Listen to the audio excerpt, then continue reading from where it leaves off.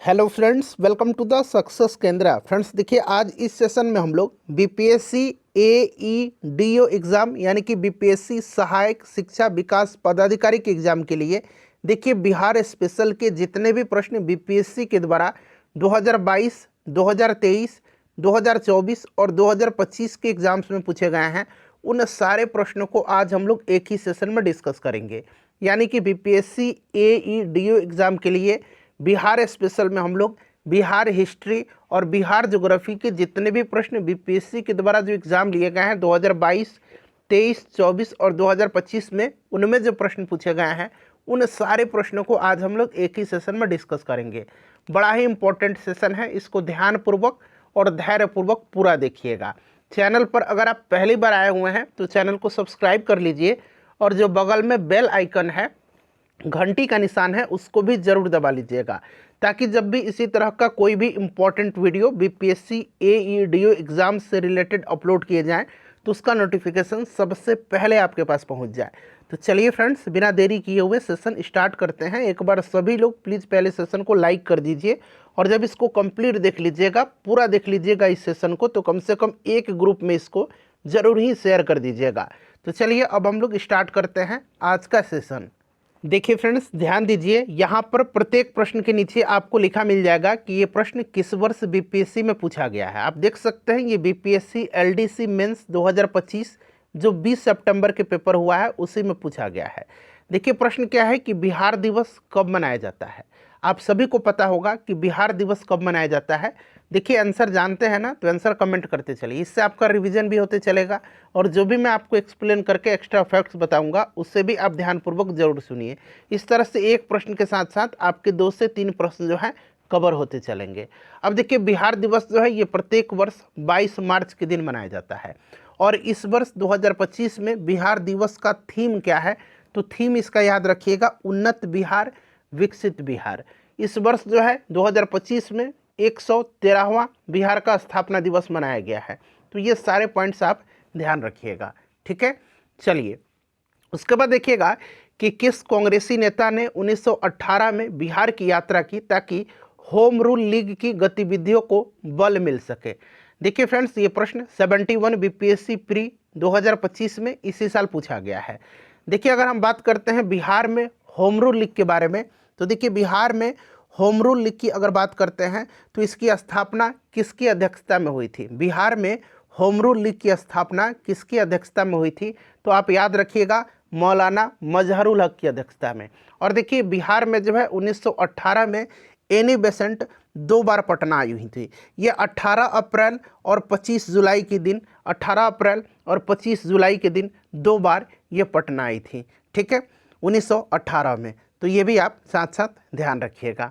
चलिए उसके बाद देखिए कर्मनासा नदी का उद्गम स्थल है, कर्मनासा नदी का उद्गम स्थल, तो देखिए ये आपका हो जाएगा कैमूर जिला, ठीक है ना, कर्मनासा नदी का उद्गम स्थल। नदी से रिलेटेड ढेर सारे प्रश्न आपको इस सेशन में देखने को मिलेंगे, पूरा सेशन देखिएगा। और इसी प्रकार से मैंने आपको हिस्ट्री का महामैराथन कराया हुआ है, 4 घंटे का क्लास है, कल ही मैंने आपको कराया हुआ था, तो जिन्होंने नहीं देखा है जाकर के देख लीजिएगा। बीपीएससी का पूरा क्वेश्चन उसमें मैंने कवर कराया हुआ है 2025 तक, 4 घंटे का सेशन है। देखिए निम्नलिखित में से कौन सा बिहार का राज्य पशु है, तो देखिए आपको पता है कि बिहार का राज्य पशु गौर है यानी कि बैल है, ठीक है ना, तो गौर भी ऑप्शन में मिलेगा या बैल भी लगा सकते हैं। राजकीय पक्षी पूछेगा तो पक्षी गौरैया है, क्या है, गौरैया है। राजकीय वृक्ष पूछेगा तो पीपल का वृक्ष है। राजकीय पुष्प पूछेगा तो गेंदा का फूल है, ठीक है ना। राजकीय भाषा पूछेगा तो आपका हिंदी हो जाएगा और दूसरा उर्दू हो जाएगा, ठीक है। चलिए उसके बाद देखिए 2025 में बिहार में जो है कितने ज़िले हैं, तो बिहार में आपको पता है 38 ज़िले हैं। बिहार में 38 ज़िले हैं। बिहार में कितना प्रमंडल है, तो 9 प्रमंडल है, ठीक है ना। बिहार में कितना अनुमंडल है, तो 101 अनुमंडल है। कितना जिला है, तो 38 जिला है। ये सब भी आप ध्यान रखिए।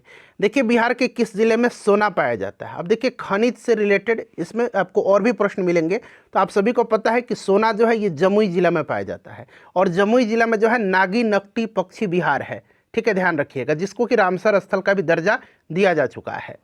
चलिए अगला प्रश्न है कि बिहार का अधिकांश भाग निम्नलिखित में से किस प्रकार की जलवायु के अंतर्गत आता है। बिहार का अधिकांश भाग निम्नलिखित में से किस प्रकार की जलवायु के अंतर्गत आता है? तो फ्रेंड्स ये उपोष्ण कटिबंधीय मानसून यहाँ पर आपका करेक्ट हो जाएगा। ठीक है, चलिए आगे कर लेंगे। नेक्स्ट क्वेश्चन पूछा गया है कि भीम बांध वन्यजीव अभ्यारण्य कहाँ स्थित है? यहाँ पर देखिए भीम बांध वन्यजीव अभ्यारण्य जो है ये मुंगेर में है। ठीक है ना, भीम बांध वन्यजीव अभ्यारण्य कहाँ है? तो मुंगेर में है। अच्छा, पश्चिम चंपारण में आपको याद होगा वाल्मीकि टाइगर रिजर्व है और वाल्मीकि राष्ट्रीय उद्यान भी है। ठीक है ना, तो दोनों ध्यान रखिएगा। क्लियर? अच्छा, सरयामन झील एक पड़ता है, ये भी पश्चिम चंपारण जिला में है, सरयामन झील। ठीक है, सरयामन झील, ये भी ध्यान रखिएगा। अच्छा, उदयपुर वन्यजीव अभ्यारण्य, उदयपुर वन्यजीव अभ्यारण्य जो है ये भी आपका पश्चिम चंपारण में ही पड़ता है। तो ये सारे पॉइंट्स आप ध्यान रखेंगे। ठीक है, चलिए उसके बाद देखिएगा अगला प्रश्न पूछा गया है कि निम्नलिखित में से कौन से नेताओं का युग 1922 में मुंगेर में किसान सभा के आयोजन के लिए जिम्मेदार था? ध्यान रखिएगा 1922 में कहाँ पर? मुंगेर में किसान सभा के आयोजन के लिए जिम्मेदार था। तो देखिए ये 1922 में जो मुंगेर में किसान सभा की स्थापना हुआ था, गठन हुआ था, ये श्री कृष्ण सिंह और शाह मोहम्मद जुबैर ने किया था। तो यहाँ पर ऑप्शन नंबर बी हो जाएगा, श्री कृष्ण सिंह और शाह मोहम्मद जुबैर। ठीक है, चलिए उसके बाद देखिए पूछा गया है कि बिहार का निम्नलिखित में से कौन सा जिला नेपाल के साथ अपनी सीमा साझा नहीं करता है? तो आपको पता होगा कि बिहार के कितने जिले नेपाल के साथ सीमा साझा करते हैं? तो बिहार के 7 जिले हैं। ये संख्या भी आपको याद रखना है। बिहार के कितने जिले? तो बिहार के 7 जिले जो हैं नेपाल के साथ अपनी सीमा साझा करते हैं। ये कौन कौन से जिले हैं? तो उंगली पर 7 जिलों का नाम काउंट करिएगा। पश्चिम चंपारण, पूर्वी चंपारण, सीतामढ़ी, मधुबनी, सुपौल, अररिया और किशनगंज। एक बार मैं और रिपीट कर देता हूँ, पश्चिम चंपारण, पूर्वी चंपारण, सीतामढ़ी, मधुबनी, सुपौल, अररिया और किशनगंज। तो यहाँ पर आप देख सकते हैं फ्रेंड्स, पूर्णिया जो होगा ये नेपाल के साथ सीमा साझा नहीं करता है। ठीक है, चलिए उसके बाद देखिएगा अगला प्रश्न है कि बिहार वैज्ञानिक सोसाइटी की स्थापना कब हुई थी? बिहार वैज्ञानिक सोसाइटी, ठीक है ना, यानी कि अंग्रेजी में इसको बोलेंगे तो बिहार साइंटिफिक सोसाइटी की स्थापना कब हुई थी? तो देखिए इसकी स्थापना 1868 में हुई थी और सैयद इमदाद अली के द्वारा मुजफ्फरपुर में किया गया था। सैयद इमदाद अली, यहाँ पर मैं लिख देता हूँ सैयद इमदाद अली, सैयद इमदाद अली के द्वारा। ठीक है ना, कब? तो 1868 में। कहाँ पर? तो मुजफ्फरपुर में। और इस समिति का उद्देश्य मुस्लिमों के बीच वैज्ञानिक सद्भाव को बढ़ावा देना और विज्ञान एवं प्रौद्योगिकी के क्षेत्र में काम करना था। ठीक है फ्रेंड्स, और देखिए इस सोसाइटी ने अखबारुल अखयार नामक एक पाक्षिक समाचार पत्र भी प्रकाशित किया था। यहाँ पर मैं लिख देता हूँ अखबारुल अखयार, ठीक है ना, अखयार, इसको भी ध्यान रखिएगा। ठीक है, तो इस सोसाइटी ने अखबारुल अखयार नामक एक पाक्षिक समाचार पत्र भी प्रकाशित किया था। चलिए उसके बाद देख लीजिएगा कि भागलपुर शहर विशेष रूप से जाना जाता है। तो देखिए भागलपुर को जो है बिहार का सिल्क सिटी कहा जाता है। तो ये आपका टसर सिल्क यहाँ पर करेक्ट आंसर हो जाएगा। चलिए अगला प्रश्न कर लेंगे। नेक्स्ट क्वेश्चन है कि निम्नलिखित में से देखिए किस जिले में गंगा नदी बिहार में प्रवेश करती है? देखिए बिहार में गंगा नदी जो है किस जिले में प्रवेश करती है? तो गंगा नदी जो है ये बक्सर जिले में प्रवेश करती है, बक्सर जिले में चौसा नामक स्थान से। ठीक है ना, तो यहाँ पर देखिए बक्सर दिया गया, option number D correct answer हो जाएगा। और देखिए फ्रेंड्स अगर हम बात करते हैं तो कुछ नदियाँ गंगा में आकर के मिलती हैं, कहाँ पर मिलती है ये प्रश्न पूछा जाता है। देखिए आपको याद होगा घाघरा नदी कहाँ पर मिलती है? तो घाघरा नदी जो है ये आपका रेविलगंज में मिलती है। उसके बाद अगर आपसे पूछा जाता है कि पुनपुन नदी कहाँ पर मिलती है? तो पुनपुन नदी गंगा में फतुहा में मिलती है। तो ये दोनों आप निश्चित रूप से ध्यान रखेंगे। ठीक है ना, घाघरा रेविलगंज में आकर के मिलती है और पुनपुन फतुहा में आकर के गंगा में मिलती है। ठीक है, चलिए उसके बाद देख लीजिएगा कि किस नदी को बिहार का शोक कहते हैं? तो बिहार का शोक जो है ये आपका कोसी को कहा जाता है। कोसी नदी को बिहार का शोक कहा जाता है। ठीक है, चलिए ये सारे प्रश्न अभी 2025 में ही बीपीएससी ने जो एग्ज़ाम लिया है उसी में पूछे गए हैं। चलिए उसके बाद देखिएगा कि 1923 में बिहार में स्वराज दल की स्थापना किसने किया था? तो 1923 में बिहार में स्वराज दल का गठन हुआ था श्री कृष्ण सिंह जी के नेतृत्व में। तो यहाँ पर ऑप्शन नंबर ए हो जाएगा श्री कृष्ण सिंह। ठीक है ना, और बिहार में स्वराज दल का प्रथम अध्यक्ष जो है ये नारायण प्रसाद को बनाया गया था। तो साथ साथ आप यह भी पॉइंट ध्यान रखेंगे। चलिए उसके बाद देखिएगा कि 1928 में आयोजित बिहार यूथ कॉन्फ्रेंस के दौरान बिहार यूथ लीग की स्थापना निम्नलिखित में से किस स्थान पर हुई थी। देखिए बिहार यूथ लीग की स्थापना पूछा जा रहा है, तो आपको ध्यान रखना है बिहार यूथ लीग की स्थापना जो है ये आपका हुआ था कब, तो 1928 में, ठीक है। क्रांतिकारी प्रोफेसर ज्ञान साहा के नेतृत्व में मोतिहारी में, ठीक है। तो इसको आप ध्यान रखिएगा, क्लियर। तो यहाँ पर हो जाएगा मोतिहारी में, किसके नेतृत्व में, तो प्रोफेसर ज्ञान साहा के नेतृत्व में, ज्ञान साहा के नेतृत्व में, ठीक है ना फ्रेंड्स। तो साथ साथ आप ये भी ध्यान रखेंगे। चलिए उसके बाद देखिएगा कि बिहार राज्य में सबसे बड़ा अभ्यारण्य कौन सा है। तो बिहार राज्य में सबसे बड़ा अभ्यारण्य जो है ये कौन सा है, तो ये कैमूर वन्यजीव अभ्यारण्य है, कैमूर है, ध्यान रखना आपको, ठीक है। चलिए उसके बाद देखिए अगला प्रश्न कर लेंगे कि बिहार की मुख्य नदी प्रणाली कौन सी है।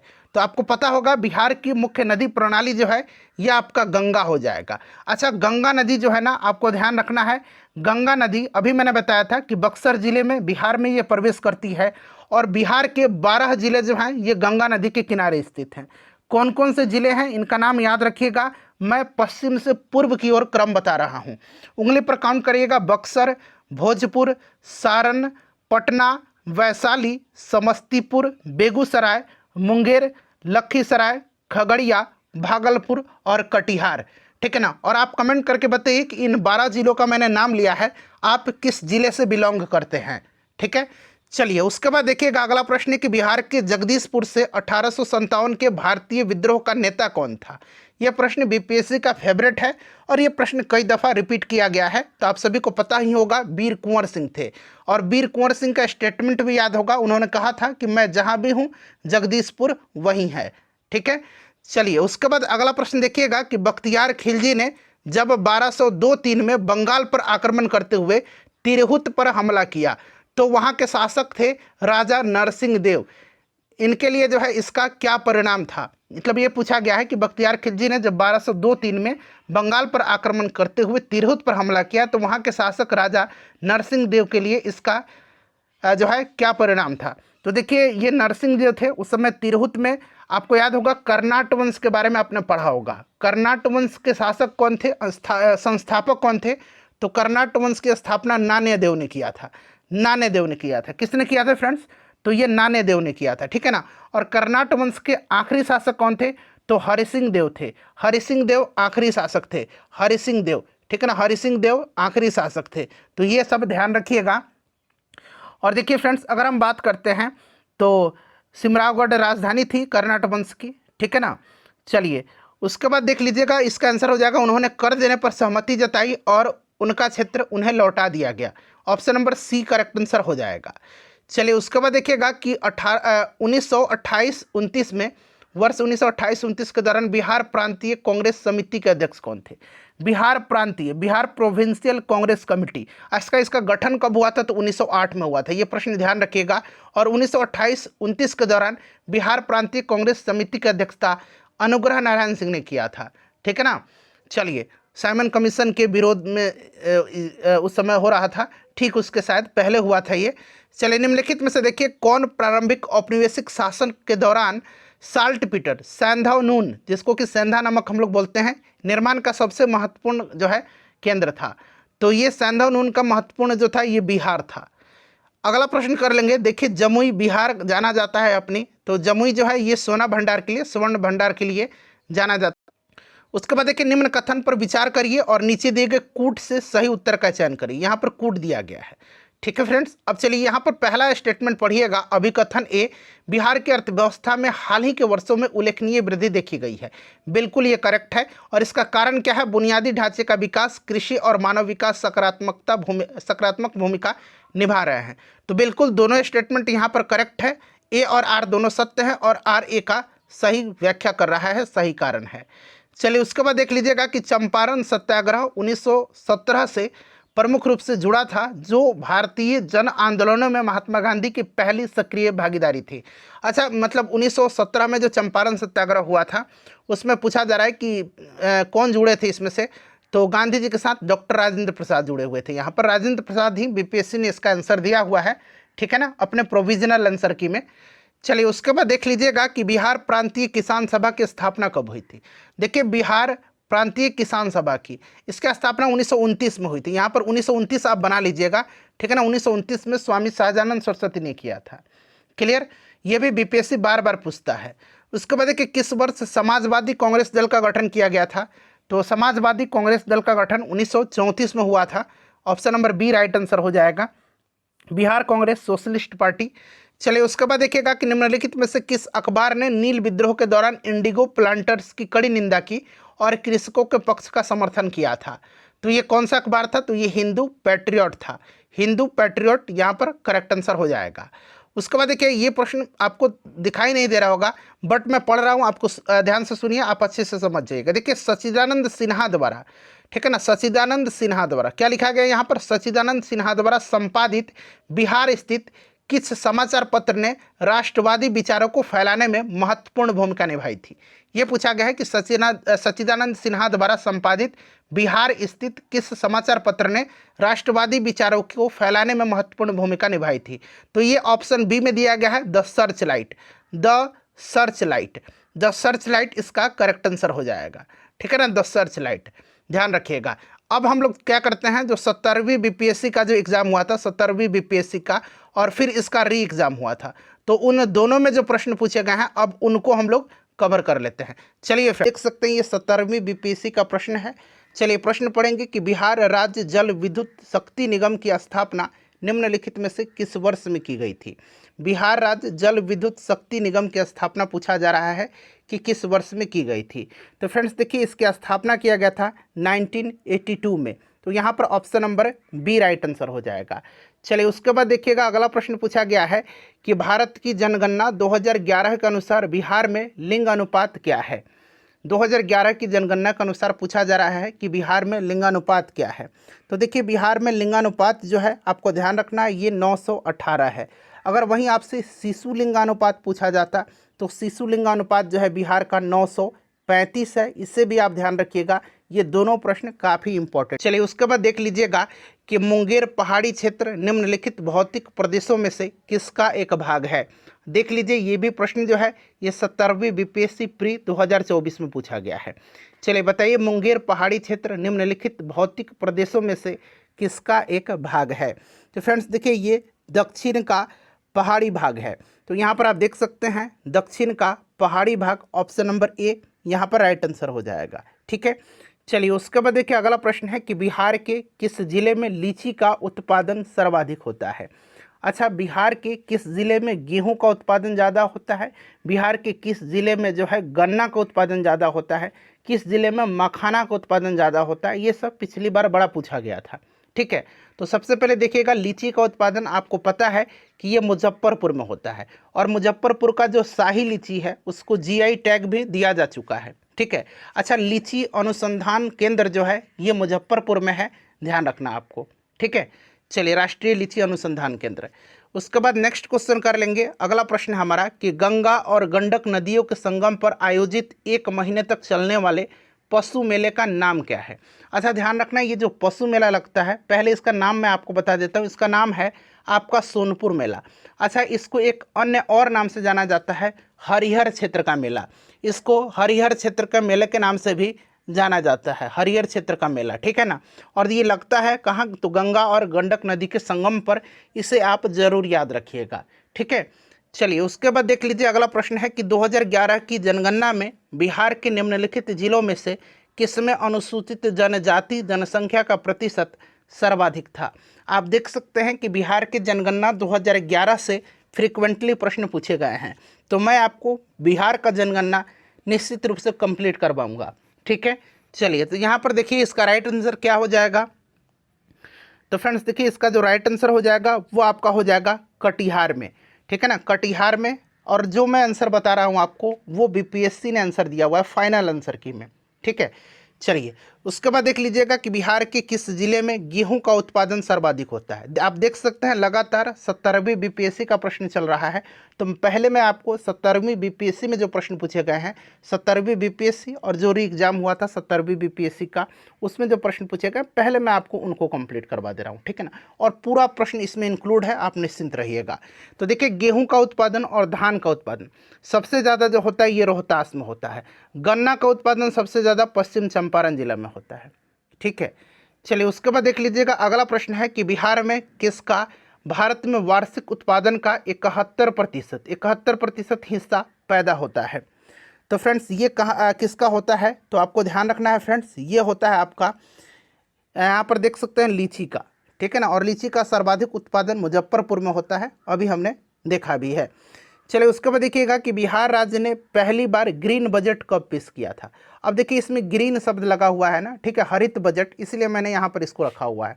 तो देखिए, हरित बजट यानी कि ग्रीन बजट जो है ये पेश किया था 2020-21 में, वित्तीय वर्ष 2020-21 में, ठीक है। उसके बाद देखिए, बिहार के किस जिले में मखाना का उत्पादन सबसे अधिक होता है। मखाना का उत्पादन सबसे ज़्यादा कहाँ पर होता है, तो अगर हम ऑप्शन से चलेंगे तो आप देख सकते हैं यहाँ पर मधुबनी दिया गया है, ठीक है। 17वीं बीपीएससी री एग्जाम का ये प्रश्न है, ठीक है। मधुबनी करेक्ट आंसर हो जाएगा, ठीक है फ्रेंड्स। चलिए, दरभंगा में भी होता है मखाना का उत्पादन, तो हो सकता है ऑप्शन में दरभंगा भी दे दिया जाए, तो इसे भी आप ध्यान रखिएगा। उसके बाद देखिए, ये प्रश्न तो बार बार बीपीएससी पूछता है कि कौन सी नदी बिहार का शोक के रूप में जानी जाती है। अब देखिए, ये जो नया वाला घटना चक्र बुक दिया गया है ना, इसमें जो प्रश्न इंक्लूड नहीं थे बिहार स्पेशल के, जो 17वीं बीपीएससी में पूछे गए थे, उनको मैंने यहाँ पर इंक्लूड कर दिया है। तो एक भी प्रश्न आपका नहीं छूटने वाला है, आप निश्चिंत रहिएगा। देखिए, जो बुक में दिया था वो तो मैंने आपको यहाँ पर करवा ही दिया, जो बुक में नहीं दिया गया है, जो 17वीं बीपीएससी में पूछा गया था, उसको मैंने यहाँ पर इंक्लूड किया हुआ है। तो देखिए, किस नदी को बिहार का शोक कहा जाता है, तो कोसी नदी को कहा जाता है, ठीक है ना। कोसी नदी कुर्सेला में आकर के गंगा में मिलती है, इसे भी आप ध्यान रखिएगा, ठीक है, कटिहार में। उसके बाद देखिएगा कि बिहार के किस जिले में विश्व प्रसिद्ध चित्रांकन, देखिए ध्यान से पढ़िएगा, बहुत ही आसान प्रश्न है। बिहार के किस जिले में विश्व प्रसिद्ध चित्रांकन यानी कि पेंटिंग मिलता है। कौन सा जिला है जहाँ पर जो है विश्व प्रसिद्ध पेंटिंग है, तो आपको पता है मधुबनी पेंटिंग काफ़ी फेमस है। तो यहाँ पर देखिए option D Madhubani correct answer हो जाएगा। 17वीं बीपीएससी री एग्जाम में पूछा गया है। अच्छा, सोन नदी का उत्पत्ति स्थल जो है अमरकंटक कहाँ स्थित है, तो ध्यान रखिएगा, सोन नदी जो है ये मध्य प्रदेश के अमरकंटक के पास मैकाल पर्वतमाला से निकलती है, मैकाल पर्वतमाला से। तो यहाँ पर देखिए मैकाल श्रेणी राइट आंसर हो जाएगा, क्लियर। चलिए, उसके बाद देख लीजिएगा अगला प्रश्न पूछा गया है कि निम्नलिखित अपवाह प्रणालियों में से देखिए किससे बिहार की भूमि अपवाहित होती है। अब सारा ऑप्शन आपको दिख रहा है ना, निम्नलिखित अपवाह प्रणालियों में से किससे बिहार की भूमि अपवाहित होती है। तो इसमें से देखिए कौन सी नदी बिहार में है, तो आप देख सकते हैं यहाँ पर आपका घाघरा नदी दिया गया है, ठीक है ना, घाघरा राइट आंसर हो जाएगा। और घाघरा नदी जो है ये गंगा में आकर के कहाँ पर मिलती है, ये प्रश्न भी पूछा जाता है। तो ये रेबिलगंज में आकर के, छपरा में रेबिलगंज, याद रखिएगा रेबिलगंज में आकर के ये गंगा में मिलती है, ठीक है। चलिए, उसके बाद देख लीजिएगा, ये प्रश्न तो बीपीएससी का फेवरेट प्रश्न है भाई। कोसी मैदान की समुद्र तल से औसत ऊंचाई क्या है, ये 69वीं बीपीएससी में भी पूछा गया था, आप देखेंगे आगे मिलेगा। और देखिए यहाँ पर 70वीं बीपीएससी में भी री एग्जाम में पूछा गया है कोसी मैदान की समुद्र तल से औसत ऊंचाई। तो फ्रेंड्स ये 30 मीटर है, ठीक है, 30 मीटर राइट आंसर हो जाएगा। चलिए, उसके बाद देखिए ये सूची दिया गया है और मिलान करना है, ठीक है। अब देखिएगा यहाँ पर मिलान करना है, तो देखिए वैशाली जो है, वैशाली ये आपका हो जाएगा इसमें से कौन सा, तो वैशाली हो जाएगा इसमें से आपका पुष्प उत्पादन, ठीक है। भागलपुर की बात करते हैं तो रेशमी वस्त्र में, ठीक है ना, सिल्क सिटी बिहार का कहा जाता है इसको। उसके बाद देखिए जमुई की बात करते हैं तो जमुई आपका हो जाएगा यहाँ पर सोना के लिए, और मधेपुरा हो जाएगा रेल डाबा कारखाना के लिए। तो कोई दिक्कत यहाँ पर आपको नहीं होनी चाहिए, ठीक है, मैंने यहाँ पर मिलान कर दिया। अब देखिए यहाँ पर इसका जो राइट आंसर हो जाएगा वो मैं आप बता देता हूँ। ये देखिए 70वीं बीपीएससी में पूछा गया है, इसका राइट आंसर 4123 हो जाएगा, 4123। तो फ्रेंड्स देखिए ये 70वीं बीपीएससी में जो प्रश्न पूछे गए थे उनको मैंने आपको कवर कराया हुआ है, ध्यान रखिएगा इस तरह का प्रश्न पूछा जा रहा है। चलिए आगे देखिए, अगला प्रश्न कर लेंगे। देखिए पटना कॉलेज कब स्थापित हुआ, पटना कॉलेज कब स्थापित हुआ था, तो पटना कॉलेज स्थापित हुआ था 1863 में। अच्छा, प्रश्न देखिए इस तरह से भी बीपीएससी ने पूछा हुआ है, मैं आपको बताता हूँ। सबसे पहले आप याद रखिए कि पटना विमेंस कॉलेज जो है ना, पटना वुमेंस कॉलेज, ये कब स्थापित हुआ था, तो पटना वुमेंस कॉलेज की स्थापना हुई थी 1940 में। अच्छा, बीपीएससी ने प्रश्न पूछा था कि 1940 में पटना वुमेन्स कॉलेज की स्थापना किस समाज के द्वारा किया गया था, किस सोसाइटी के द्वारा किया गया था। तो आपको याद रखना 1940 में पटना वुमेन्स कॉलेज की स्थापना जो है sisters of the apostolic Carmel के द्वारा किया गया था। Sisters of the apostolic Carmel के द्वारा किया गया था। ठीक है, तो आपको याद रहेगा पटना कॉलेज स्थापित हुआ था 1863 में और पटना वुमेन्स कॉलेज स्थापित हुआ था 1940 में। अच्छा, पटना साइंस कॉलेज कब स्थापित हुआ था, तो याद रखिएगा पटना साइंस कॉलेज की स्थापना 1927 में हुई थी। अच्छा, पटना मेडिकल कॉलेज एवं अस्पताल यानी कि पीएमसीएच की स्थापना कब हुई थी, तो 1925 में हुई थी। सारे पॉइंट्स को आपको ध्यान रखना है। ठीक है, एक बार मैं और रिकॉल कर देता हूँ। पटना कॉलेज स्थापित हुआ था 1863 में, पटना वुमेन्स कॉलेज स्थापित हुआ था 1940 में sisters of the apostolic Carmel के द्वारा। अच्छा, 1927 में जो है पटना साइंस कॉलेज की स्थापना हुई थी और 1925 में पटना मेडिकल कॉलेज एवं अस्पताल की स्थापना हुई थी। ठीक है, चलिए सेशन पसंद आ रहा है तो प्लीज़ लाइक कर दीजिए। नेक्स्ट क्वेश्चन है हमारा कि भारत सरकार अधिनियम 1935 के तहत, फिर से प्रश्न को पढ़िए, भारत सरकार अधिनियम 1935 के तहत बिहार विधान परिषद के प्रथम निर्वाचित सभापति कौन थे। देखिए, यह प्रश्न 70वीं बीपीएससी री एग्जाम में ही पूछा गया है। ठीक है, तो देखिए भारत सरकार अधिनियम 1935 के तहत बिहार विधानमंडल को द्विसदनीय बनाते हुए इसके उच्च सदन के रूप में बिहार विधान परिषद का सृजन किया गया और इसके प्रथम निर्वाचित सभापति जो है राजीव रंजन सिन्हा को बनाया गया। तो ऑप्शन नंबर यहाँ पर बी राइट आंसर हो जाएगा। चलिए, उसके बाद देखिएगा कि बिहार में भारतीय राष्ट्रीय कांग्रेस के 100 वर्ष किसके द्वारा संपादित है। देखिए, ये 70वीं बीपीएससी का प्रश्न है। ठीक है ना, बिहार में भारतीय राष्ट्रीय कांग्रेस के 100 वर्ष किसके द्वारा संपादित हैं, तो फ्रेंड्स ये संपादित है पीएन ओझा के द्वारा। ठीक है ना, पीएन ओझा के द्वारा। चलिए, और इसी प्रकार से फ्रेंड्स मैं पूरा घटना चक्र सारे सब्जेक्ट में आपको कवर करवाऊंगा। चलिए, बिहार राज्य कब प्रतिष्ठित हुआ, तो आपको पता है 1912 में बिहार जो है बंगाल से अलग हुआ और बिहार में उड़ीसा सम्मिलित था और 1936 में जो है बिहार से उड़ीसा अलग हुआ था। ठीक है, और 15 नवंबर सन 2000 को बिहार से झारखंड अलग हुआ था। तो ये सारे पॉइंट्स ध्यान रखेंगे, ऑप्शन नंबर डी करेक्ट हो जाएगा, उपरोक्त में से कोई नहीं। चलिए फ्रेंड्स, उसके बाद देखिएगा अगला प्रश्न क्या पूछा जा रहा है। अगला प्रश्न पूछा जा रहा है कि भारतीय राष्ट्रीय कांग्रेस का जो 1922 में गया का अधिवेशन हुआ था उसके अध्यक्ष कौन थे। देखिए, ये बिहार में भारतीय राष्ट्रीय कांग्रेस का दूसरा अधिवेशन था। पहला अधिवेशन 1912 में हुआ था बांकीपुर पटना में और इसकी अध्यक्षता आर.एन. माधोलकर ने किया था। ठीक है, और दूसरा अधिवेशन 1922 में हुआ था भारतीय राष्ट्रीय कांग्रेस का गया में और इसकी अध्यक्षता किया था चित्तरंजन दास ने। तो यहाँ पर option number A right answer हो जाएगा, चित्तरंजन दास। ठीक है, चलिए उसके बाद नेक्स्ट क्वेश्चन कर लेंगे। अगला प्रश्न यहाँ पर देखिए, अंग्रेज नीतियों की आलोचक कृति गरीब हिंदुस्तान। देखिए, अंग्रेज नीतियों की आलोचक कृति गरीब हिंदुस्तान जिसे बिहार में 1930 में अंग्रेजों ने प्रतिबंधित कर दिया था, उसके लेखक कौन हैं, ये आपसे पूछा जा रहा है। ठीक है ना, तो देखिए इसके लेखक कौन है, तो इसके लेखक है मोहम्मद वली हसन। ठीक है ना, ऑप्शन ए राइट आंसर हो जाएगा। चलिए, पूरा ऑप्शन आप देख भी सकते हैं। उसके बाद देख लीजिए अगला प्रश्न क्या पूछा गया है कि निम्नलिखित में से, छोटा कर देता हूं ताकि पूरा ऑप्शन आपको दिख जाए। ठीक है, चलिए अब दिख रहा होगा निश्चित रूप से। देखिए, निम्नलिखित में से किस महान शासक ने प्राचीन बिहार में हर्यक वंश की स्थापना किया था। यह 70वीं बीपीएससी का क्वेश्चन है। देखिए फ्रेंड्स, यहाँ पर पूछा गया हर्यक वंश की स्थापना, तो आपको पता है कि बिंबिसार ने किया था। किसने किया था, तो बिंबिसार करेक्ट आंसर हो जाएगा। ठीक है, चलिए उसके बाद नेक्स्ट क्वेश्चन करेंगे कि शिशुनाग वंश के बाद मगध यानी कि बिहार पर किस वंश ने शासन किया। शिशुनाग वंश के बाद, तो शिशुनाग वंश के बाद किस वंश ने किया था, तो फ्रेंड्स ये नंद वंश ने किया था। और नंद वंश के बाद जो है मौर्य वंश स्थापित हुआ था। ठीक है ना, नंद वंश के आखिरी शासक धनानंद को पराजित करके चंद्रगुप्त मौर्य ने मगध पर मौर्य वंश की स्थापना किया था। चलिए उसके बाद देखिए अगला प्रश्न है, नेक्स्ट क्वेश्चन पूछा जा रहा है कि ब्रिटिश शासन के दौरान नया प्रांत बिहार कब अस्तित्व में आया। देखिए, ये भी प्रश्न 70वीं बीपीएससी में ही पूछा गया है। तो देखिए, आयोग ने इसका आंसर ऑप्शन ए दिया हुआ है अप्रैल 1912, और जो आयोग ने आंसर दिया है फाइनल आंसर की में वही मैं आपको बताऊंगा। तो आप निश्चिंत रहिएगा, ऑप्शन ए करेक्ट आंसर हो जाएगा। अप्रैल 1912 आंसर दिया है फाइनल आंसर की में आयोग ने। ठीक है, चलिए उसके बाद नेक्स्ट क्वेश्चन है हमारा कि सिख तीर्थ स्थल तख्त श्री हरमिंदर जी पटना साहिब जिसे दूसरा सबसे पवित्र तख्त माना जाता है स्थित है? तो ये प्रश्न जो पूछा गया है 17वीं बीपीएससी में, पटना इसका करेक्ट आंसर हो जाएगा। ठीक है फ्रेंड्स, चलिए उसके बाद देखिएगा कि बिहार में प्रकाशित प्रथम हिंदी दैनिक समाचार पत्र कौन था? बिहार में प्रकाशित प्रथम हिंदी दैनिक समाचार पत्र, तो फ्रेंड्स ये आपका सर्व हितैषी था। ऑप्शन डी करेक्ट आंसर हो जाएगा, सर्व हितैषी। ठीक है, चलिए उसके बाद देखिएगा पूछा गया है कि 1917 में देखिए चंपारण सत्याग्रह का नेतृत्व किसने किया था? 1917 में चंपारण सत्याग्रह का नेतृत्व तो महात्मा गांधी जी ने किया था। ठीक है ना, महात्मा गांधी जी ने किया था।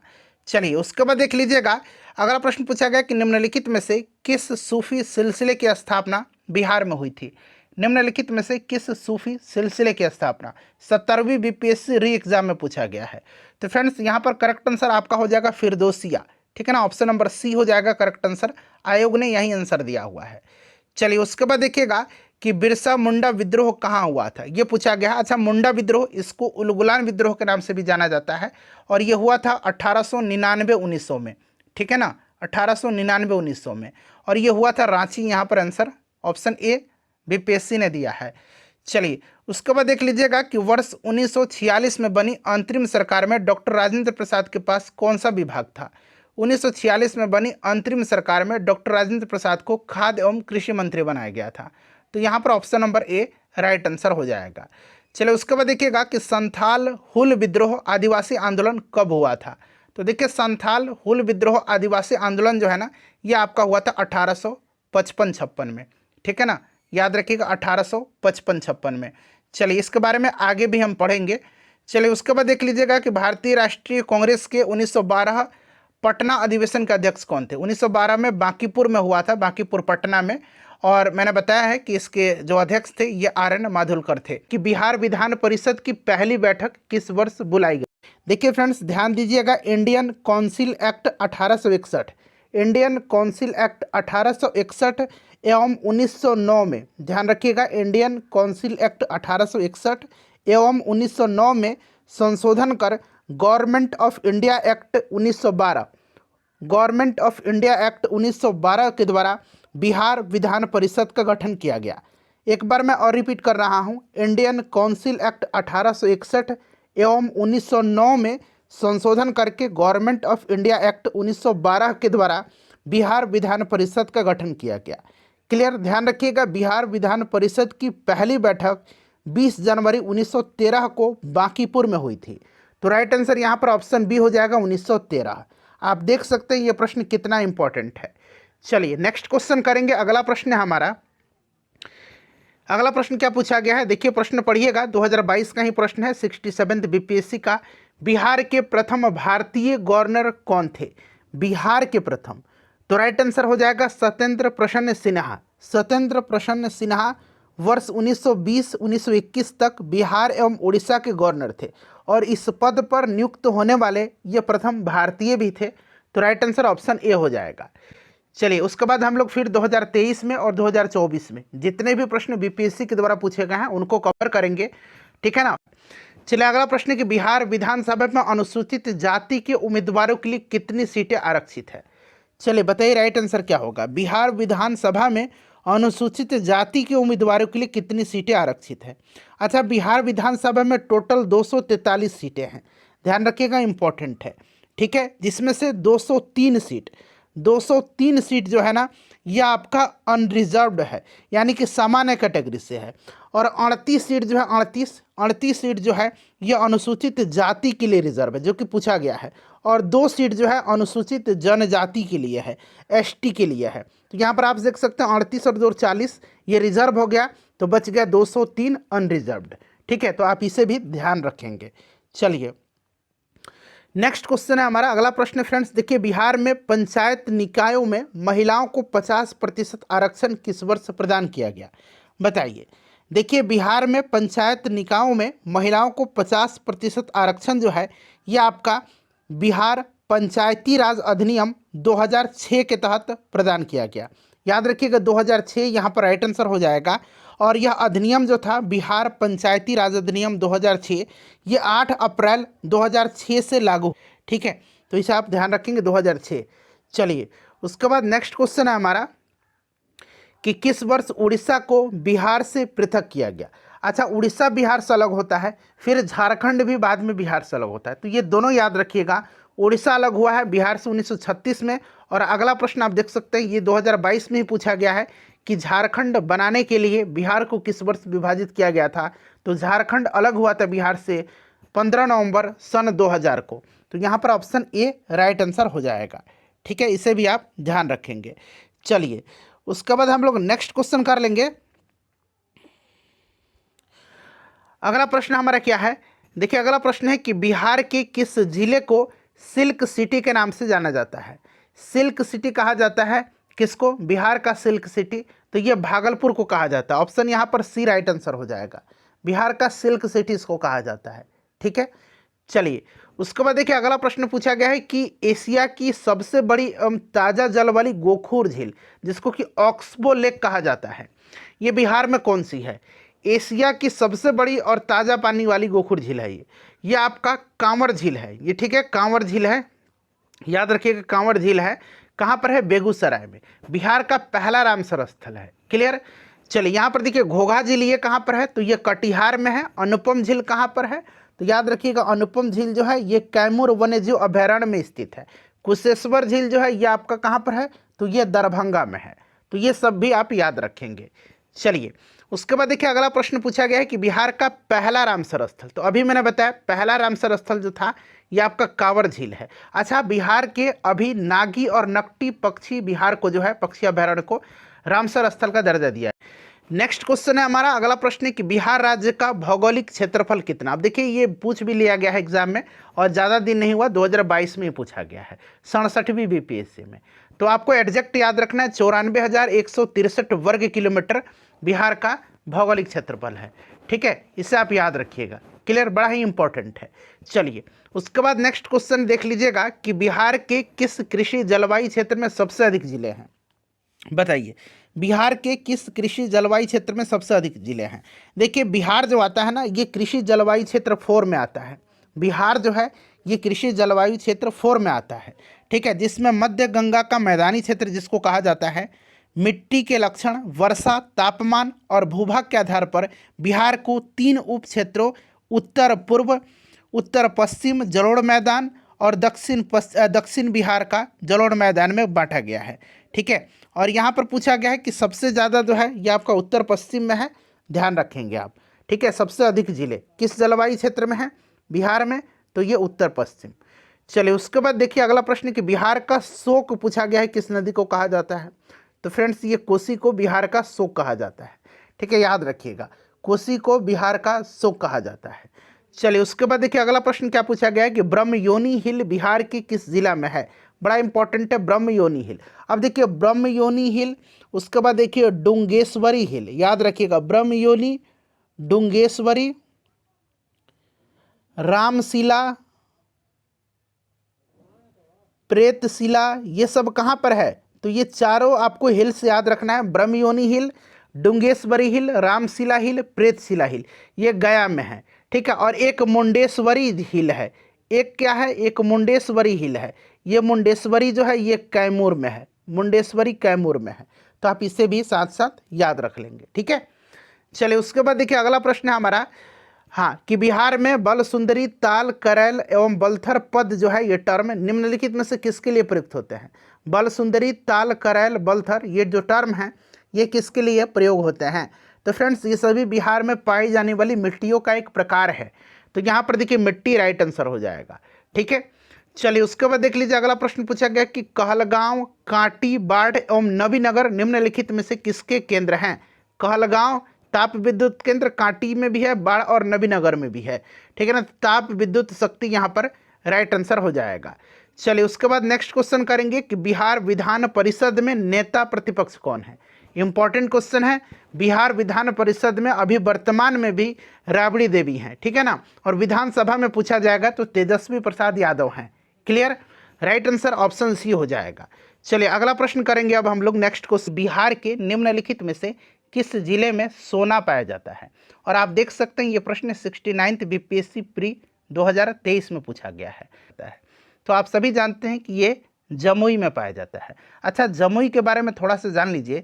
जमुई जिला जो है वर्ष 1991 में यानी कि 1991 में जो है मुंगेर जिले से अलग होकर के बना था और वर्तमान समय में यह मुंगेर प्रमंडल का हिस्सा है। ठीक है। अच्छा, जमुई का जो नागी नकटी है उसको अभी रिसेंटली रामसर स्थल का दर्जा भी दिया गया है। तो ये सारे पॉइंट्स आप ध्यान रखेंगे। चलिए, दूसरा प्रश्न है कि त्रिवेणी नहर का निर्माण निम्नलिखित में से किस नदी पर किया गया है। बताइए कि त्रिवेणी नहर का निर्माण निम्नलिखित में से किस नदी पर किया गया है। ये भी 69th बीपीएससी प्री 2023 का प्रश्न है। तो फ्रेंड्स देखिए, बिहार के पश्चिम चंपारण जिले में, याद रखिएगा, बिहार के पश्चिम चंपारण जिले में गंडक नदी के बाएं किनारे से इसको निकाला गया है। तो यहाँ पर राइट आंसर गंडक हो जाएगा। नेक्स्ट क्वेश्चन देखिएगा कि बिहार के निम्नलिखित में से किस स्थान पर पहली बार चाय बागानों की स्थापना की गई थी। और फ्रेंड्स देखिए, ये 68th बीपीएससी प्री 2023 का क्वेश्चन है। अब देखिए, आप कहेंगे कि 69th भी 2023 में ही हुआ था। जी बिल्कुल, और 68th बीपीएससी प्री भी 2023 में ही लिया गया था। तो इस चीज़ को ध्यान में रखते हुए यह प्रश्न हमने शामिल किया हुआ है। बताइए कि बिहार के निम्नलिखित में से किस स्थान पर पहली बार चाय बागानों की स्थापना की गई थी। तो फ्रेंड्स ये ठाकुरगंज में किया गया था। और ठाकुरगंज कहाँ पर पड़ता है, तो ये किशनगंज में पड़ता है। चलिए, उसके बाद देख लीजिए ये वाला प्रश्न कि बिहार के निम्नलिखित जिलों का आरोही दशकीय जनसंख्या वृद्धि, ठीक है ना, 2001 से 2011 के दरमियान जो है आपको क्रम बताना है। तो इसका राइट आंसर क्या होगा बताइए। तो फ्रेंड्स देखिए, इसका करेक्ट आंसर हो जाएगा यहाँ पर देखिए आरोही दशकीय जनसंख्या यानी कि बढ़ते हुए क्रम में। तो ये आपका हो जाएगा सिवान, ठीक है ना, उसके बाद किशनगंज और फिर मधेपुरा।